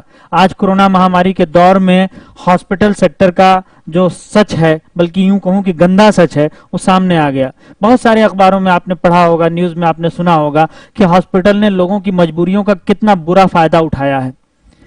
एक दिन के वेंटिलेटर का चार्ज 50-50 हजार रुपए तक लिया गया है। दिल्ली वगैरह में कुछ प्राइवेट हॉस्पिटल ने कुछ पेशेंट के साथ ऐसा दुर्व्यवहार किया है कि 3-3, 4-4 दिन का 8-8, 9-9 लाख रुपया बिल दिया है। आप मुझे बताइए कि क्या गरीब आदमी के लिए संभव है कि 1 दिन का 3 लाख रुपया दे सके? उत्तर होगा नहीं। अधिकांश लोग कैसे हैं? गरीब ही हैं। तो क्या अमीर आदमी तो कहीं भी इलाज करा लेगा, उसके लिए तो मेदांता ही है, वेदांता चला जाएगा, नानावटी में चला जाएगा, उसके लिए बहुत सारे हॉस्पिटल हैं। लेकिन गरीब आदमी क्या इन महंगे हॉस्पिटल के बारे में सोच भी सकता है? इलाज कराना तो दूर है, सोच भी नहीं सकता। गरीब आदमी के लिए कौन सा हॉस्पिटल बढ़िया है? यही स्वरूप रानी एसआरएन वाला, और दूसरा बेली हॉस्पिटल तेज बहादुर सप्रू वाला। तो गरीबों के लिए कौन सी व्यवस्था ज्यादा अच्छी है, प्राइवेट वाली या सरकारी? सरकारी व्यवस्था। इसलिए अगर गरीबों के हितों को ध्यान में रख के देखा जाए तो कौन सी व्यवस्था ज्यादा अच्छी है? सरकारी। समाजवाद में आपको समझा रहा था, समाजवाद का मतलब क्या होता है? उत्पादन की वह प्रणाली जिसमें प्राइवेट पर्संस का कंट्रोल कम हो, निजी व्यक्तियों का नियंत्रण कम हो, पूंजीपतियों का नियंत्रण कम हो। तो जाहिर सी बात है, अगर पूंजीपतियों का नियंत्रण कम होगा तो किसका नियंत्रण ज्यादा होगा? सरकार का। बड़ा आसान सा उदाहरण एक और दे दूं, कैसे? रेलवे में अभी कितने % सरकार की हिस्सेदारी है? 100%। अगर 100% सरकार की हिस्सेदारी है तो जाहिर सी बात है प्राइवेट सेक्टर की हिस्सेदारी कितना % होगी? 0%। लेकिन अगर भारत सरकार रेलवे में निजीकरण करना शुरू कर दे और अपना 10% हिस्सा बेच दे तो भारत सरकार की हिस्सेदारी कितनी बनेगी? 90%। और प्राइवेट सेक्टर का कितना आ जाएगा? 10%।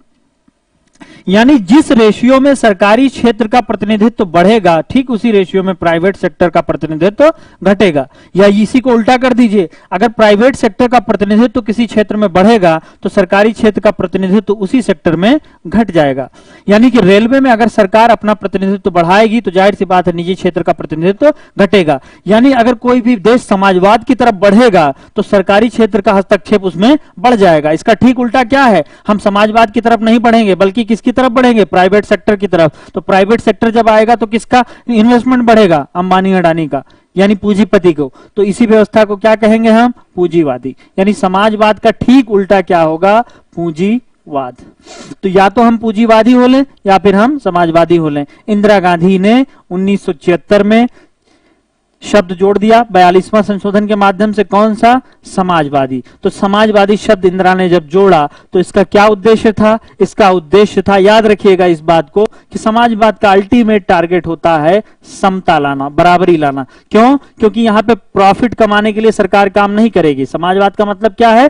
सरकार का नियंत्रण। सरकार का नियंत्रण लाभ कमाने के लिए नहीं होगा, बल्कि किस लिए होगा? सरकार का नियंत्रण सेवा देने के लिए होगा, और जब सरकार सेवा देगी तो सबके साथ समदर्शी व्यवहार करेगी, सबके साथ एक बराबरी का व्यवहार करेगी, और इससे समाज में क्या आएगी? समता आएगी। तो याद रखिएगा हमेशा कि समाजवाद का अंतिम उद्देश्य, महत्वपूर्ण उद्देश्य क्या होता है? समता या बराबरी लाना। और समाजवाद किसके हाथ की व्यवस्था है? सरकार के हाथ की व्यवस्था है। इसका उल्टा क्या हो सकता है? पूंजीवाद। पूंजीवाद आएगा तो कौन आएगा? प्राइवेट सेक्टर आएगा। समाजवाद आएगा तो कौन आएगा? सरकारी सेक्टर आएगा, गवर्नमेंट सेक्टर आएगा। गवर्नमेंट सेक्टर आएगा तो क्या आएगी? समता आएगी। प्राइवेट सेक्टर आएगा तो समता नहीं आएगी, लेकिन क्या आएगा? पूंजीवाद में क्या आती है? स्वतंत्रता। पूंजीवाद का सबसे बड़ा टारगेट होता है स्वतंत्रता, क्योंकि अगर सबके लिए आजादी नहीं रहेगी तो बिजनेस स्थापित नहीं हो पाएगा। हर पूंजीपति आएगा, स्वतंत्रता सबको मिलेगी। पूंजीवाद में क्या आएगा? अंबानी भी आ जाएगा, अडानी भी आ जाएगा, टाटा डोकोमो भी आ जाएगा, एयरसेल भी आ जाएगा, फिर उसके बाद क्या आएगा? एयरटेल आएगा, फिर क्या आएगा? यूनिनार आएगा, फिर क्या आ जाएगा? जियो आ जाएगा। तो प्राइवेट सेक्टर में कंपटीशन ज्यादा होगा, एक स्वस्थ प्रतियोगिता होगी। तो प्राइवेट सेक्टर का भी अपना फायदा है। मैंने एग्जाम्पल अभी आपको दिया, पहले याद करिए आप, पहले क्या होता था? 2 रुपए लगता था एक कॉल करने का, लगता था ना, पहले, बहुत पहले 2 रुपए पर मिनट कॉल जाती थी। फिर क्या हुआ? आपको टैरिफ डलाना पड़ता था 350 रुपए का। अब उसके बाद 200-300 रुपए का टैरिफ आप डलवाते थे तो आपकी कॉल रेट 50 पैसे हो जाती थी तब भी। और उसके बाद फिर क्या हुआ? धीरे धीरे कंपटीशन बढ़ा। याद करिए शुरुआती दौर में मार्केट में कितनी कंपनियां थी? मात्र एक बीएसएनएल थी, बाद में एयरटेल आई, फिर धीरे धीरे यूनिनार आ गया, टाटा डोकोमो आ गया, और धीरे धीरे बहुत सारी कंपनियां आती गई और प्रतियोगिता बढ़ती गई, और फिर जियो आ गया, और जियो ने क्या कर दिया? एकदम फ्री कर दिया। रात भर आप लगे रहिए, आराम से बात करते रहिए। डेटा भी आपको बहुत सस्ता मिलने लग गया है। चाहे तो फेसबुक, व्हाट्सएप, यूनिवर्सिटी पे दिन भर खेलते रहें या फिर पढ़ाई करते रहें, आपके हाथ में है। तो पहले कितना महंगा था सब कुछ, अब कितना सस्ता हो गया। हाँ, गणेश गुप्ता कह रहे हैं जियो दन दनादन, बिल्कुल सही बात है। जियो एकदम दन दनादन आपको कॉल रेट भी दे रहा है फ्री में, और फिर डेटा भी काफी सस्ता आपको दे रहा है। तो इस तरह से मैं एक समझाना चाह रहा था कि किस तरह से प्राइवेट सेक्टर में, ऐसा नहीं कि सब नुकसान ही नुकसान है, फायदा भी होता है, लेकिन गवर्नमेंट सेक्टर के रहने पे ज्यादा फायदे हैं। अपना अपना नजरिया है, और आमतौर पे ये माना जाता है किसी भी देश के लिए ये अच्छा है कि पहले अर्थव्यवस्था उसकी प्राइवेट सेक्टर की तरफ ना बढ़े। पहले एक लेवल तक गरीबी कम कर ली जाए, भुखमरी कम कर ली जाए, थोड़ी सी समानता का माहौल कायम कर लिया जाए, और उसके बाद जब समानता आ जाए समाज में जब बराबरी आ जाए, तो उसके बाद फिर ये कोशिश करें हम कि फिर प्राइवेट सेक्टर को बढ़ा दें। तो ये आमतौर पे माना जाता रहा है, लेकिन अचानक से अगर हम प्राइवेट सेक्टर की तरफ बढ़ जाएं तो ये थोड़ा सा कम अच्छी बात होगी। उम्मीद है समाजवाद आप समझ गए होंगे। पहला शब्द था संपूर्ण प्रभुत्व संपन्न, दूसरा था समाजवाद, आगे है पंथनिरपेक्ष। सेकुलर आजकल बड़ा चर्चा में रह रहा है ये शब्द, लगातार बहुत विवादित भी हो गया शब्द। बहुत लोगों का कहना है कि इंदिरा गांधी ने इस शब्द को जबरदस्ती जोड़ दिया था, इस शब्द को निकाल दिया जाना चाहिए। सेकुलर होने की कोई जरूरत नहीं है, धर्मनिरपेक्ष होने की जरूरत नहीं है, हमें धार्मिक राज्य हो जाना चाहिए। क्यों भाई, क्या समस्या है धर्मनिरपेक्ष होने से?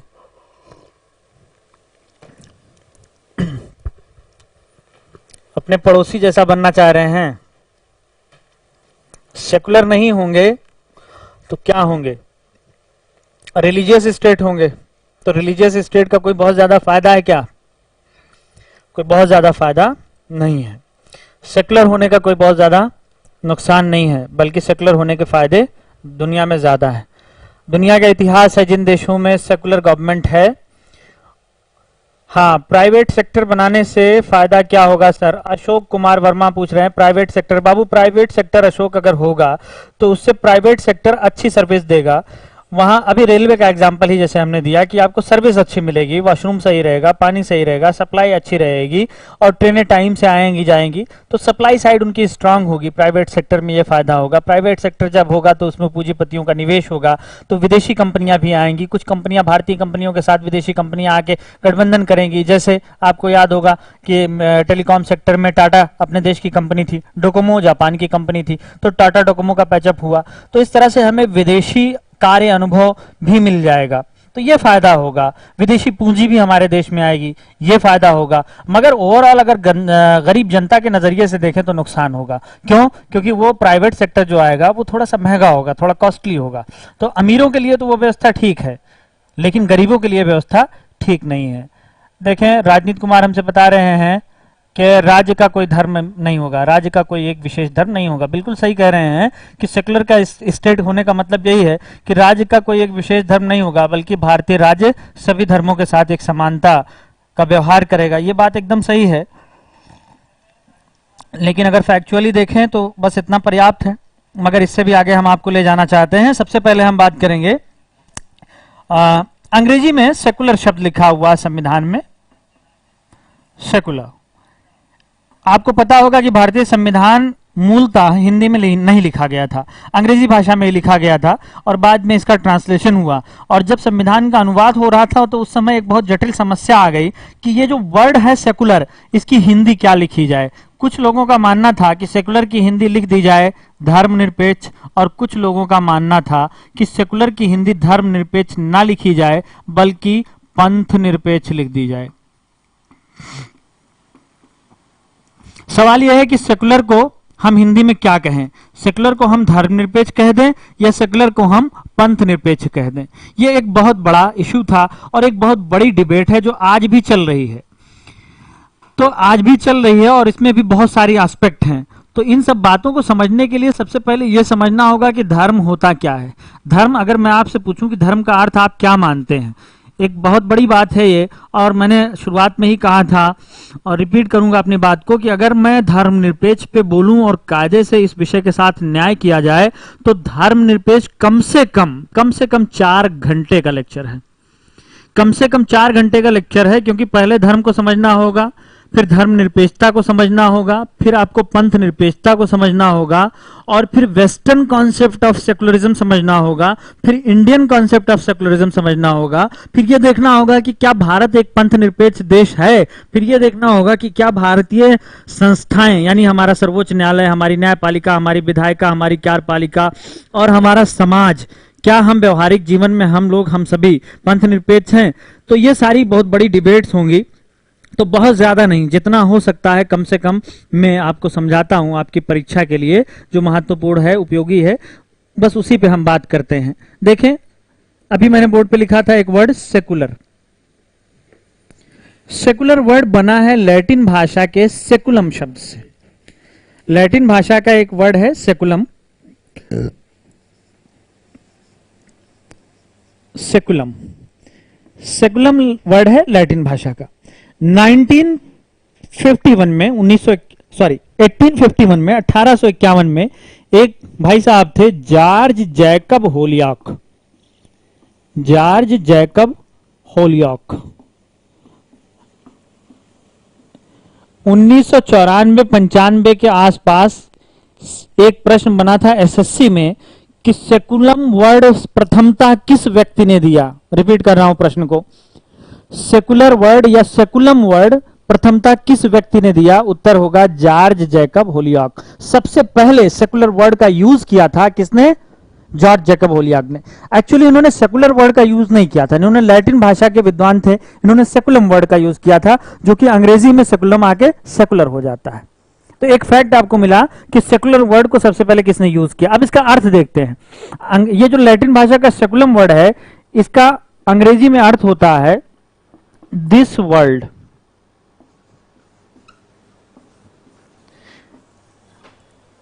सेकुलम का शाब्दिक अर्थ क्या हुआ? This world. इसकी हिंदी करते हैं, चलिए एकदम लिटरल हिंदी करते हैं, क्या होगी? 2 लोक होते हैं हमारे भारतीय समाज में, परंपरा में माना जाता है 2 लोक होते हैं, इहलोक और परलोक। तो दिस वर्ल्ड का मतलब क्या हो गया? इहलोक। आसान भाषा में कहें तो यह संसार। ठीक है, तो सेकुलरिज्म एक ऐसी कॉन्सेप्ट है जो जोर देती है, जो बल देती है किस बात पे? दिस वर्ल्ड पे, इस लोक पे, ना कि परलोक पे। 2 पक्ष हो सकते हैं आपके जीवन के, या तो आप इस जीवन में ज्यादा जोर दें या तो आप पारलौकिक जीवन पे ज्यादा जोर दें। पारलौकिक जगत कौन सा जगत है? हमारे इस भौतिक जगत से दूर एक ईश्वर की अवधारणा है, स्वर्ग की अवधारणा है, नरक की अवधारणा है। स्वर्ग आपने देखा है? नहीं। अल्लाह मियां को देखा है? नहीं। जन्नत को देखा है? नहीं। जन्नत की हूरों को देखा है? नहीं देखा है। तो जब देखा नहीं है लेकिन मान रहे हैं, यहां इस संसार में समस्याएं हैं, हाँ है। कोरोना है, हाँ है। लोग मर रहे हैं, हाँ मर रहे हैं। तो यहां तो सब कुछ आप देख रहे हैं, यहां तो सब कुछ आप देख रहे हैं। तो इसी को जो देख रहे हैं उसी पे कंसंट्रेट करिए ना। क्यों लड़ रहे हैं कि ईश्वर है कि नहीं है, स्वर्ग है कि नहीं है, नरक है कि नहीं है? इस पे लड़ाई लड़िए कि वैक्सीन कैसे बनेगी, कोरोनिल काम कर रही है कि नहीं कर रही है, WHO कौन सी पॉलिसी कर रहा है, चाइना ने वायरस बनाया कि नहीं बनाया। जो यहां इस जगत की समस्याएं उस पे आइए। गलवान घाटी में क्या चाइना आया था? आया था तो कितना आया था, गया तो कितना गया? भाई 10 हाथ घुस के 2 हाथ गया, तब भी तो 8 हाथ फायदे में है वो। ऐसा तो नहीं हुआ। इन सब चीजों पे बहस करिए। जीडीपी कहां जा रही है, रोजगार कहां है, ये ज्यादा अच्छा है या फिर उस जगत की बातें ज्यादा अच्छी हैं?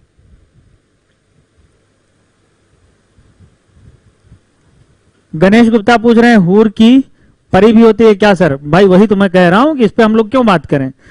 गणेश गुप्ता आप मेरे मूल उद्देश्य को नहीं समझ पा रहे हैं। हूर की परी होती है कि नहीं, इसी को तो मैं कह रहा हूं कि इस पे बात ही मत करिए, दिस वर्ड पे मत जाइए। हम कह रहे हैं कि उस लोक पे या परलोक पे मत जाइए, दिस वर्ड में ही रहिए। जो हमारे सामने समस्याएं हैं हम उन्हीं पे बात करें, ये ज्यादा अच्छा है। पता है आपको, भगवान बुद्ध से एक बार पूछा गया कि भगवान ये बताइए कि क्या स्वर्ग होता है, क्या ईश्वर होता है? तो भगवान बुद्ध मुस्कुरा दिए, स्माइल दिए प्यारी सी। ना तो भगवान ने कहा कि हां होता है, ना ये कहा कि नहीं होता है। एक चेला और बैठा था, बहुत चतुर था वो। उसने कहा कि क्या भगवान स्वर्ग नहीं होता क्या? पहले भगवान बुद्ध से पूछा कि क्या स्वर्ग होता, तो मुस्कुरा दिए। तो दूसरे वाले ने पूछा कि क्या नहीं होता क्या? अब फिर से भगवान मुस्कुरा दिए। दोनों बार कोई उत्तर नहीं दिया। एक तीसरा स्टूडेंट था, वो भी बहुत चालाक था। तीसरा वाला बहुत चालाक था, उसने कहा क्या भगवान स्वर्ग के बारे में कुछ कहा ही नहीं जा सकता? फिर से भगवान मुस्कुरा दिए, भगवान कुछ नहीं बोले। दरअसल जॉर्ज जैकब होलियाक जिस बात को कह रहा था कि हमें जोर देना चाहिए इस जगत की समस्याओं पे, हमारे भगवान बुद्ध, हमारी भारतीय परंपरा, हमारे भारतीय प्राचीन ऋषि मुनि इन्हीं सब बातों पे पहले ही जोर दे रहे थे। भगवान बुद्ध ने यह तो नहीं कहा कि इसी संसार पे बल दो, मगर आपको याद होगा उनके 4 आर्य सत्यों में से पहला आर्य सत्य क्या है? दुख है।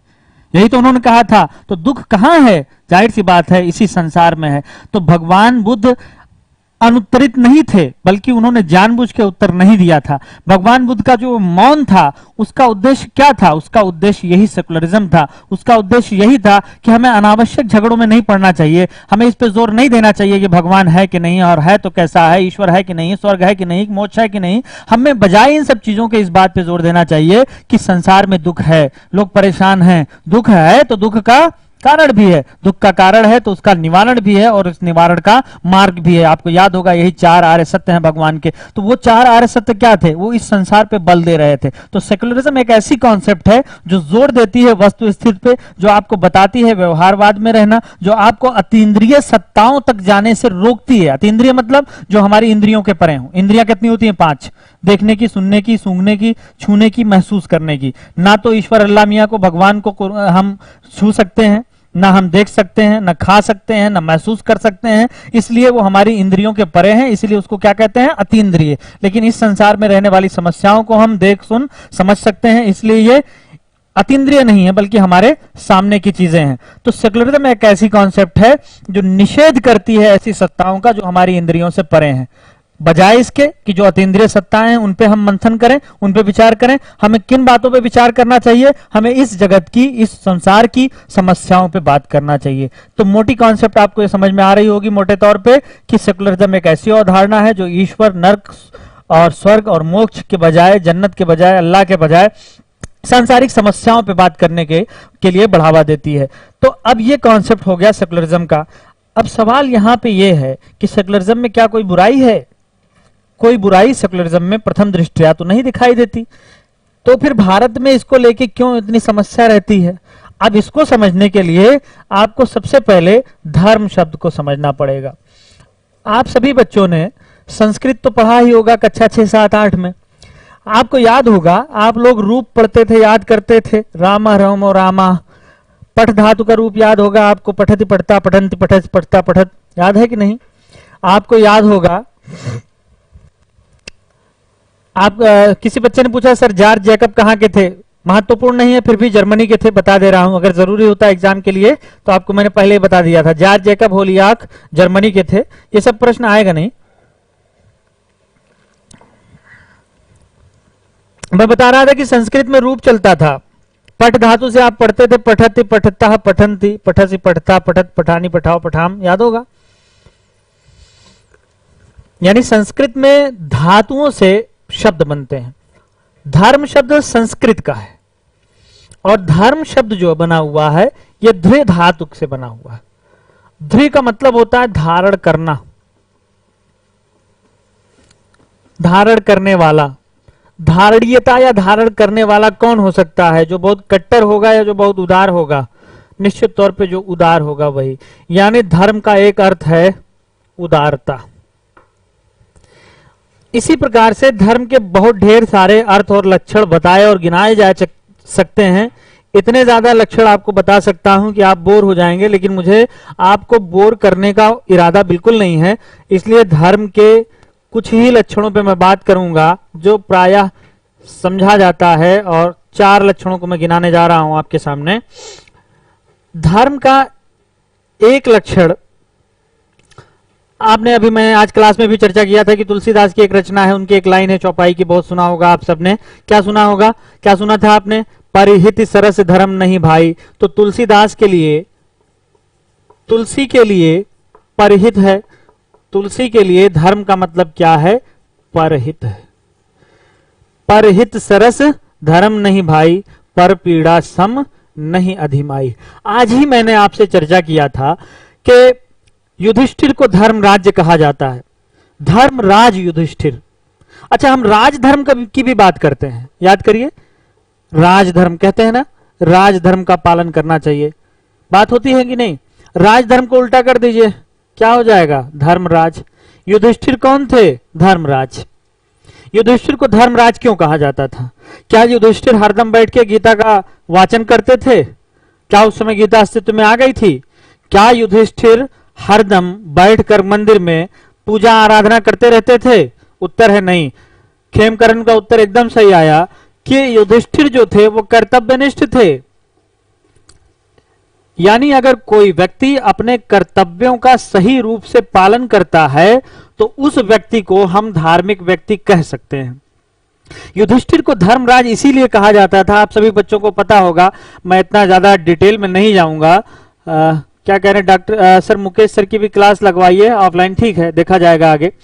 बहुत डिटेल में नहीं जाऊंगा, आप सभी बच्चों को प्रसंग पता होगा। धर्मराज युधिष्ठिर से अपने पूरे जीवन में मात्र एक गलती हुई थी, जुआ खेलने वाली, धूत वाली, मालूम होगा, प्रसंग याद होगा। उसके अलावा कहा जाता है कि धर्मराज युधिष्ठिर कभी भी अपने पूरे जीवन काल में कर्तव्य से नहीं हटे, कभी उन्होंने कुछ गलत नहीं किया।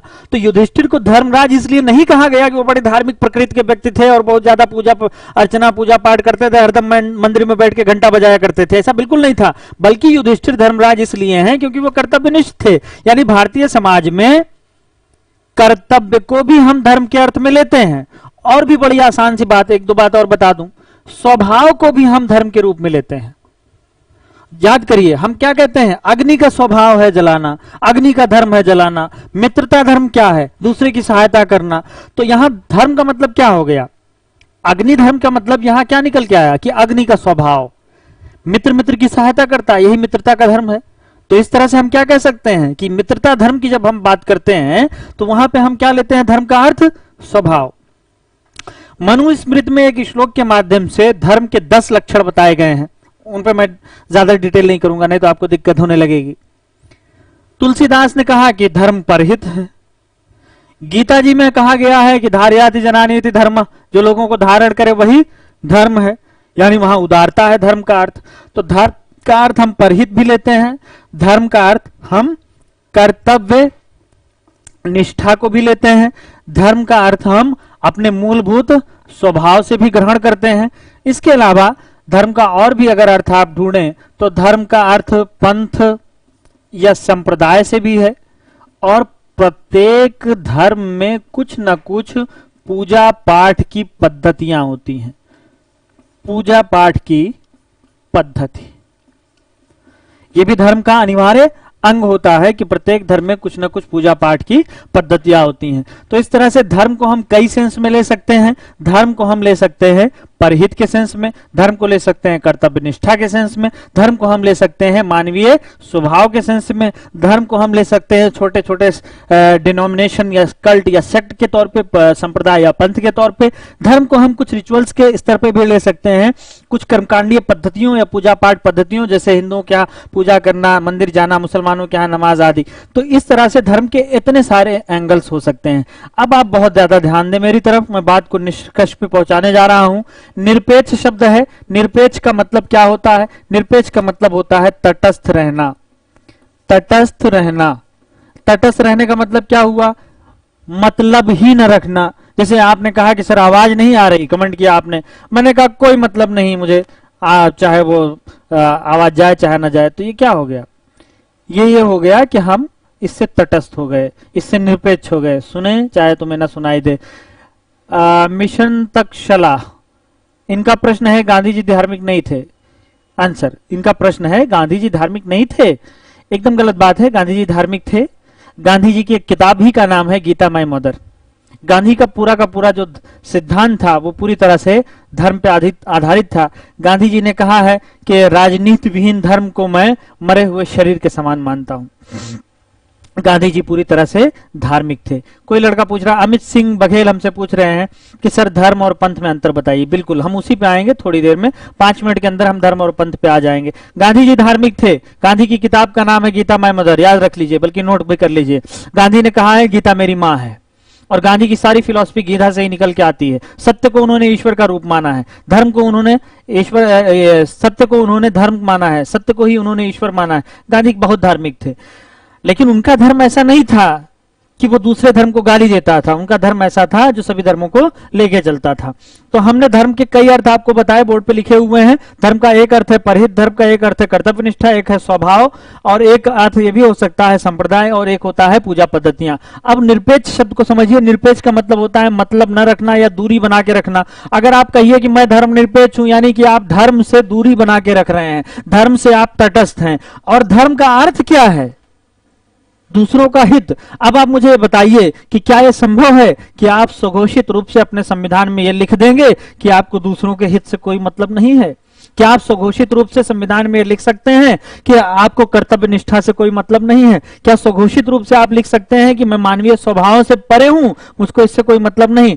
पता चला कि नहीं। क्यों? क्योंकि कर्तव्य निष्ठा अच्छी चीज है, क्योंकि स्वाभाविक गुण, मानवीय स्वभाव, मूलभूत स्वभाव में रहना हर आदमी के लिए अच्छा है। दूसरों का हित करना बहुत अच्छी बात है। इसलिए जब हम धर्म के इन अर्थों पर चर्चा करेंगे तो हम निश्चित तौर पे कुछ भी हों, लेकिन हम धर्म से निरपेक्ष बिल्कुल नहीं हो सकते।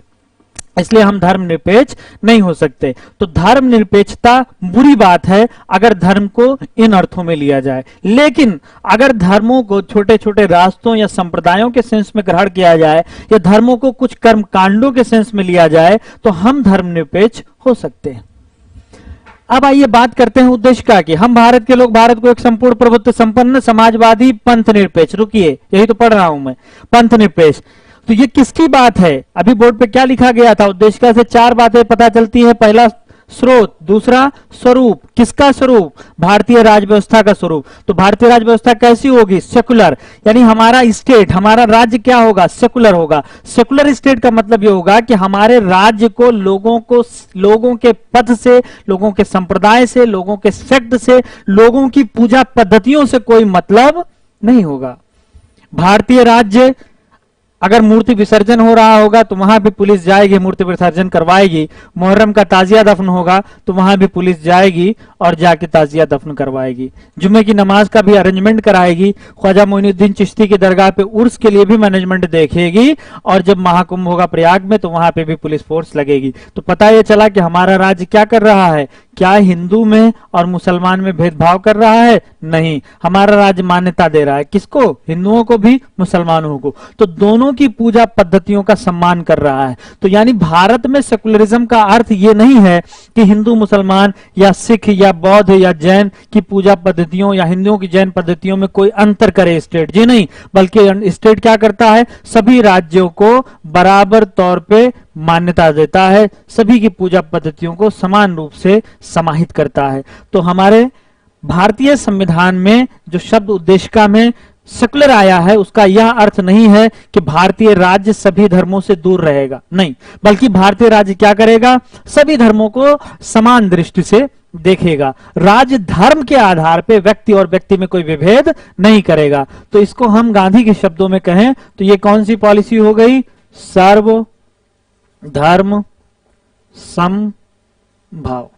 चार शब्द जोड़ के महात्मा गांधी ने एक शब्द गढ़ा था। यह शब्द महात्मा गांधी का है, सर्वधर्म समभाव। यानी भारतीय राज्य व्यवस्था में भारत का जो सेकुलरिज्म है वो एक कैसा सेकुलरिज्म है? पॉजिटिव सेकुलरिज्म है। अनुज पाठक ने एक वर्ड लिखा है कमेंट बॉक्स में, पॉजिटिव पंथ निरपेक्षता। एकदम सही आपने कहा है कि हमारी सेकुलरिज्म जो है वो नेगेटिव सेकुलरिज्म नहीं है, बल्कि कैसी है? पॉजिटिव। तो अब यहां से एक सवाल ये भी होता है कि फिर नेगेटिव सेकुलरिज्म क्या है? तो जब हम लोग अनुच्छेद 25 से 28 पढ़ेंगे धार्मिक स्वतंत्रता मूल अधिकार वाले चैप्टर में, तो वहां पे हम लोग बात करेंगे कि नेगेटिव सेकुलरिज्म क्या होती है, कि नकारात्मक पंथ निरपेक्षता क्या होती है। अभी के लिए इतना जानिए कि भारत की सेकुलरिज्म कैसी है? पॉजिटिव। पॉजिटिव का मतलब क्या हुआ? हम सभी धर्मों के साथ एक समान व्यवहार करेंगे। आ रही बात समझ में?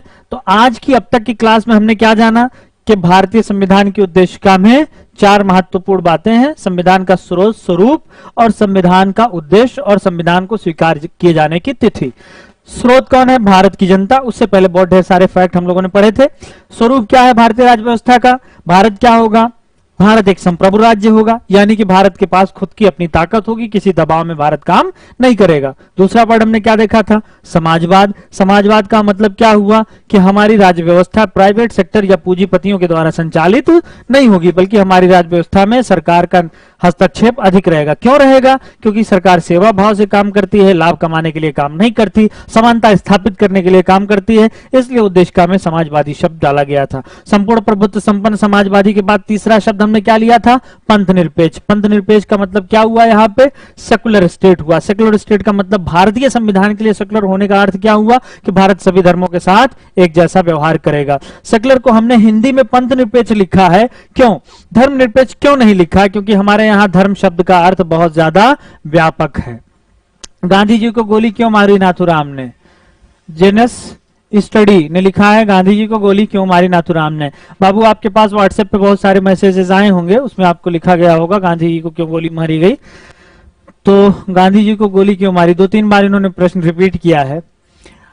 थोड़ा सा अच्छी किताबें पढ़ने का प्रयास करिए तो आपको पता चल जाएगा। और यह भी पता करिएगा कि नाथूराम गोडसे का नाम नाथूराम क्यों था। आपको हिंट दे रहा हूं कि वो नथ पहनता था अपने नाक में। बाकी नथ किस टाइप के लोग पहनते हैं और क्यों पहनते हैं ये भी आप समझ रहे होंगे, ज्यादा मुझसे न बोलवाइए।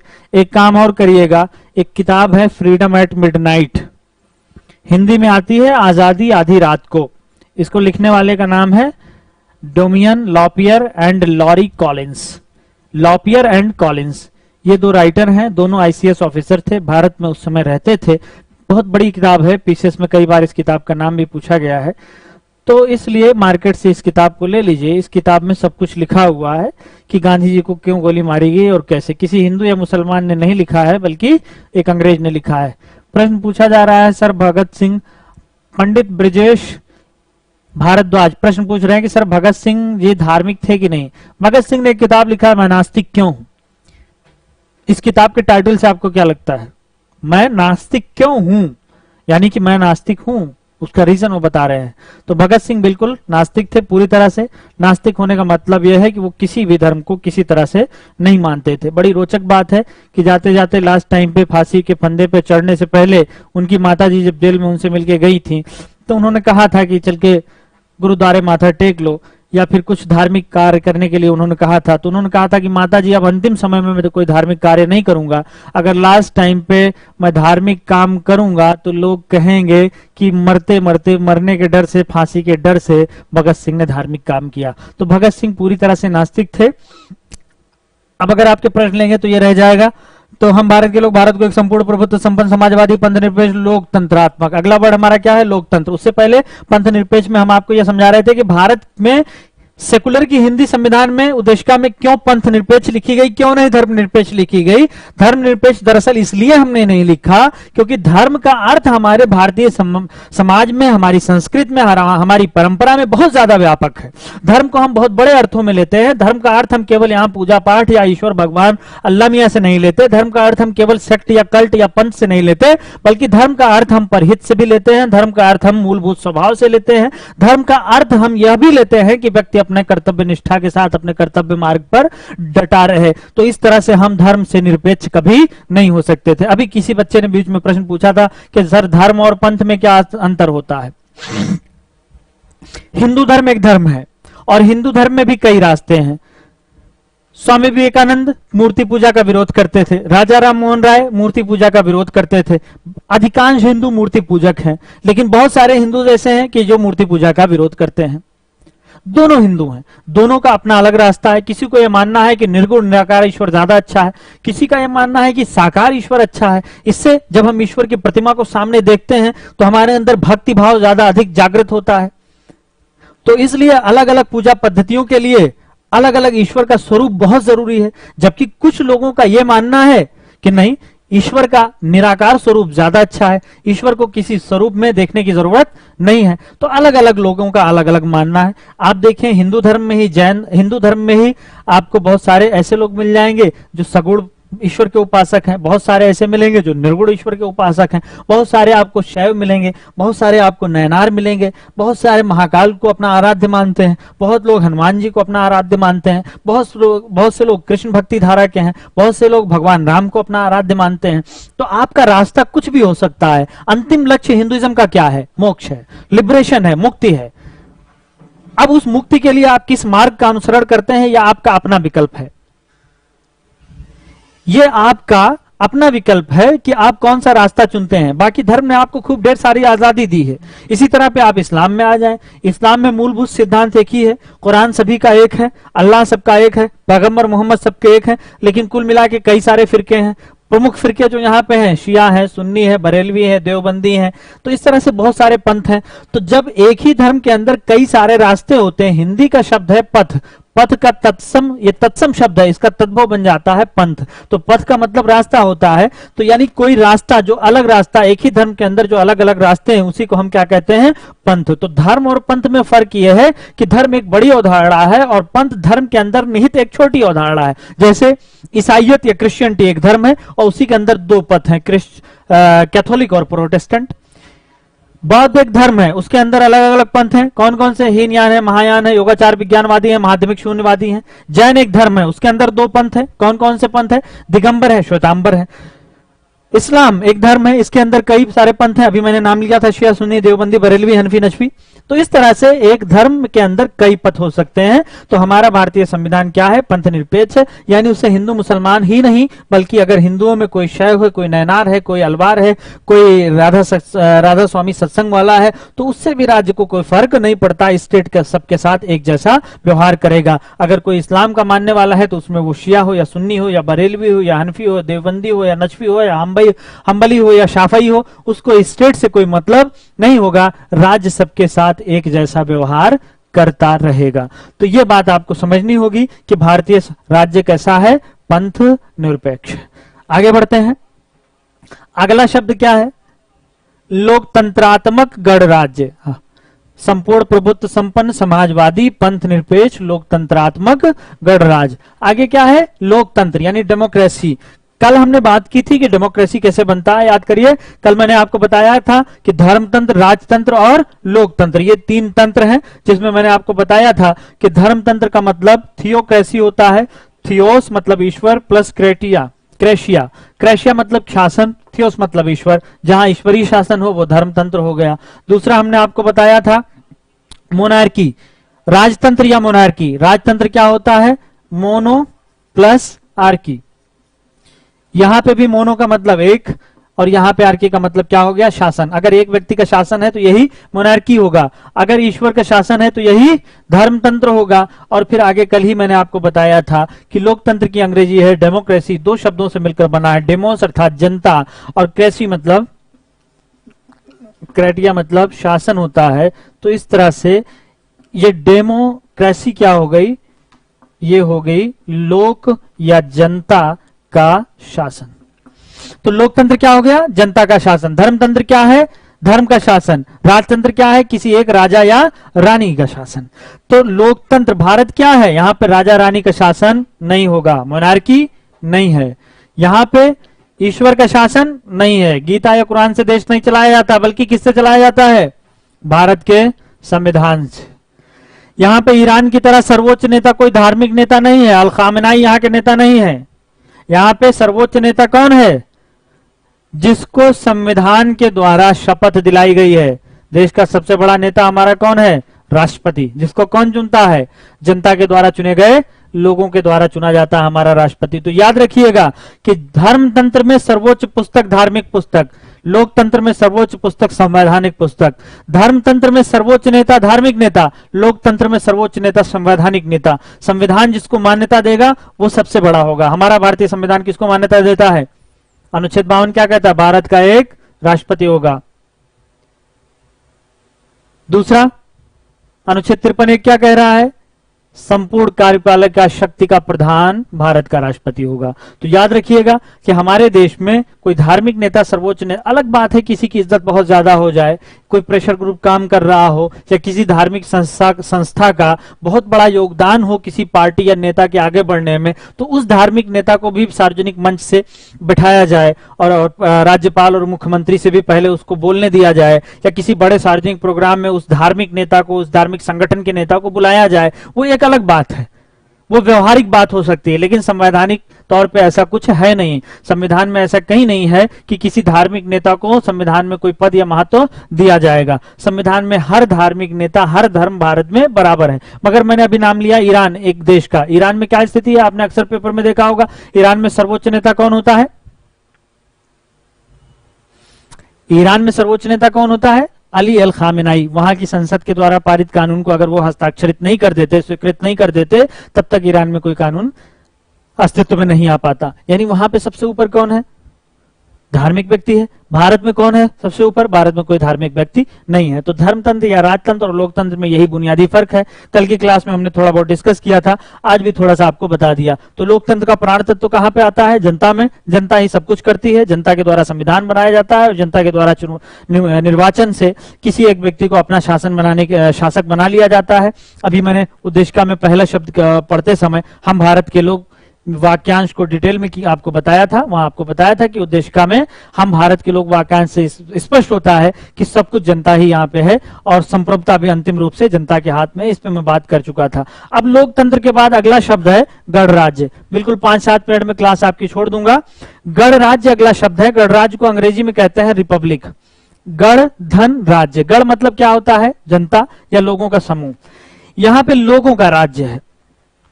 बस इस छोटी सी एक उदाहरण से, छोटे से एक उदाहरण या एग्जाम्पल के माध्यम से आप बहुत आगे, बहुत अच्छे से इसको समझ पाएंगे। आपको मैंने आज ही की क्लास में बताया था कि हम सब भारत के नागरिक हैं, जबकि ब्रिटेन के लोग वहां पे महारानी की जनता नहीं है, महारानी की प्रजा है। वहां के नागरिक महारानी की प्रजा है। अगर एक राजा या रानी है तो बाकी सारे लोग अपने आप प्रजा हो जाएंगे। भारत में भी अगर कोई राजा या रानी होता तो हम सब उसकी प्रजा कहलाते, लेकिन भारत में राजा रानी का कोई पद नहीं है। तो कोई भी देश गणराज्य है कि नहीं है, इस बात का निर्धारण, इसके लिए एक सूत्र वाक्य ले लीजिए। याद रखिएगा ये लाइन। गणराज्य के निर्धारण के लिए एक लाइन क्या है? लाइन ये है कि उस देश के सर्वोच्च पद पर, क्या सर्वोच्च पद सभी के लिए है? सर्वोच्च पद सभी के लिए होना चाहिए। गणराज्य की क्या पहचान है? सर्वोच्च पद सभी के लिए होना चाहिए। सूत्र वाक्य रिपीट कर रहा हूं, गणराज्य की क्या पहचान है? सर्वोच्च पद सभी के लिए होना चाहिए। अब बताइए, भारत में क्या कोई भी व्यक्ति राष्ट्रपति बन सकता है? उत्तर है हाँ। बस एक शर्त है, भारत का नागरिक हो, 35 साल की आयु रखता हो।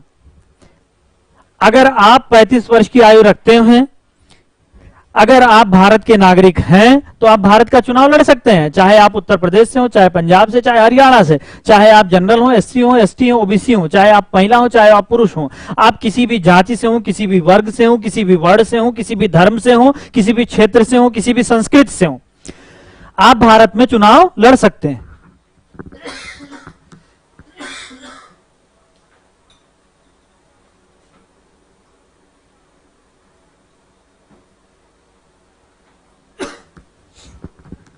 भारत में राष्ट्रपति का चुनाव लड़ने के लिए बस केवल और केवल एक शर्त है, और वो शर्त यह है कि आपको भारत का नागरिक होना चाहिए। यदि आप भारत के नागरिक हैं और 35 वर्ष की आयु पूरी कर चुके हैं, तो आप भारत में चुनाव लड़ने के लिए एलिजिबल हैं। आप ये बताइए मुझे कि क्या भारत के अलावा, जैसे ब्रिटेन का उदाहरण मैं ले रहा था लगातार, ब्रिटेन में महारानी सर्वोच्च पद कौन है? भारत का सर्वोच्च पद कौन है? हमारा सर्वोच्च पद है राष्ट्रपति का, और ब्रिटेन का सर्वोच्च पद कौन है? महारानी। क्या महारानी का चुनाव होता है? उत्तर होगा कि नहीं, महारानी का चुनाव नहीं होता, बल्कि महारानी का पद वंशानुगत है। क्या है? वंशानुगत। वंश के आधार पर तय होता है, उनकी खानदान में जन्मा हुआ अगला व्यक्ति ही वहां पे महारानी होता है। भारत में भी क्या राष्ट्रपति का पद वंशानुगत है? क्या रामनाथ कोविंद जी के पिताजी राष्ट्रपति थे? क्या रामनाथ कोविंद जी इसलिए राष्ट्रपति हैं कि हमारे राष्ट्रपति रामनाथ कोविंद जी के पिताजी राष्ट्रपति थे? उत्तर होगा नहीं। ब्रिटेन की महारानी का पद तो वंशानुगत है, लेकिन भारत में राष्ट्रपति का वंशानुगत पद नहीं है, बल्कि राष्ट्रपति कैसे आता है? चुनाव के द्वारा।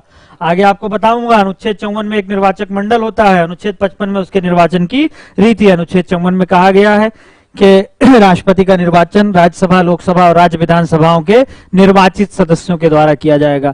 अनुच्छेद 55 में कहा गया है कि एकल संक्रमणीय आनुपातिक पद्धति के द्वारा राष्ट्रपति का निर्वाचन होगा। पॉइंट क्या मिला? सर्वोच्च पद यदि किसी देश में सभी के लिए ओपन है, उस पद पे कोई भी व्यक्ति पहुंच सकता है, तो ऐसा देश गणराज्य कहलाएगा। परख लीजिए इसी पैमाने पे। आइए भारत को परखते हैं। क्या भारत पता करेंगे भारत का सर्वोच्च पद कौन है? पता चलेगा राष्ट्रपति। क्या राष्ट्रपति के पद पे कोई जाति या धर्म की बाध्यता है या कोई भी पहुंच सकता है? उत्तर मिला नहीं, कोई बाध्यता नहीं है भारत में। तो कोई भी, इस समय एक दलित व्यक्ति भारत का राष्ट्रपति है।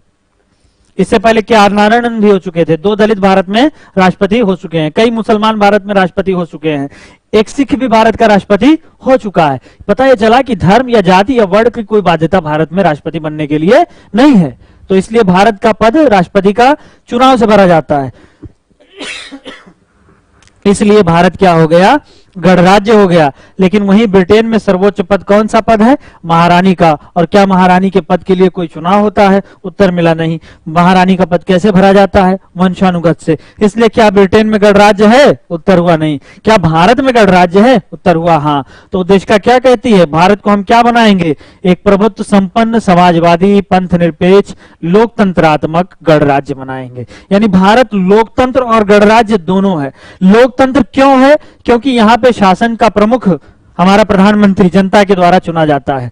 गणराज्य क्यों है? क्योंकि यहां देश या संविधान का जो प्रमुख है हमारा राष्ट्रपति, वो भी जनता के द्वारा अप्रत्यक्ष रूप से, वैसे सांसदों द्वारा चुना जाता है। ब्रिटेन क्या गणराज्य है? नहीं। ब्रिटेन लोकतंत्र है। ब्रिटेन लोकतंत्र है। क्यों लोकतंत्र है? क्योंकि वहां पे प्रधानमंत्री का चुनाव होता है। लेकिन ब्रिटेन गणराज्य नहीं है, क्योंकि वहां देश का सर्वोच्च पद कोई निर्वाचित पद नहीं है, बल्कि एक वंशानुगत पद है, महारानी का।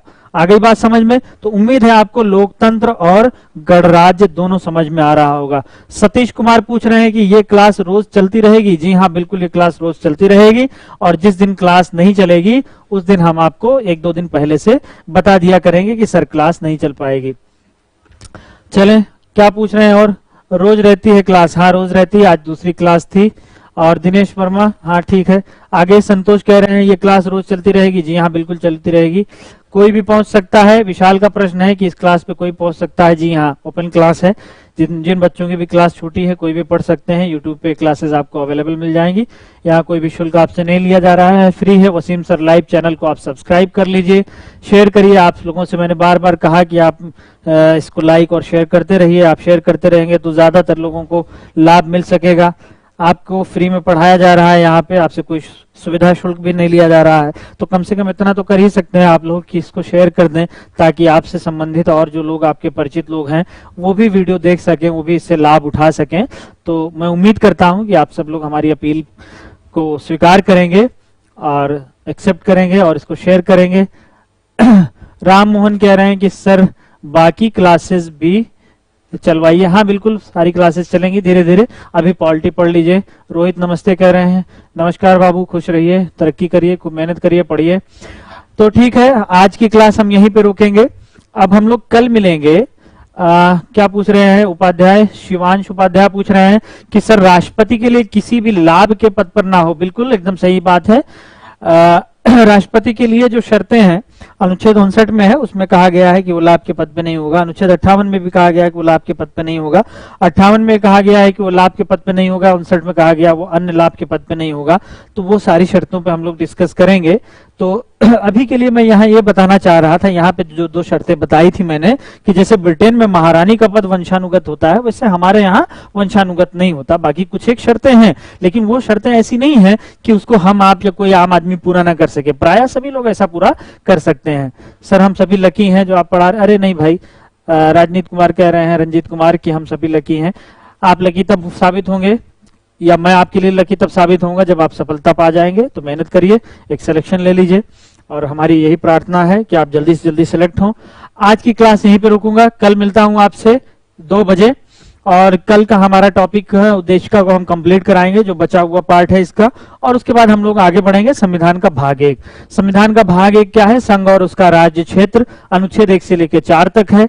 अनुच्छेद 1 में कहा गया है भारत अर्थात इंडिया राज्यों का एक संघ होगा। India that is Bharat shall be union of the states. अब यहाँ पे यूनियन क्या होता है, संघ क्या है, इस पे हम लोग बात करेंगे कल। तो कल का हमारा जो विषय होगा उद्देशिका में बचा हुआ जो पार्ट है, जैसे न्याय है, समता है, समानता है, भाईचारा है, अखंडता है, इस पे हम लोग बात करेंगे। और उसके बाद हम लोग भाग 1 पे आ जाएंगे। आज के लिए इतना ही, धन्यवाद।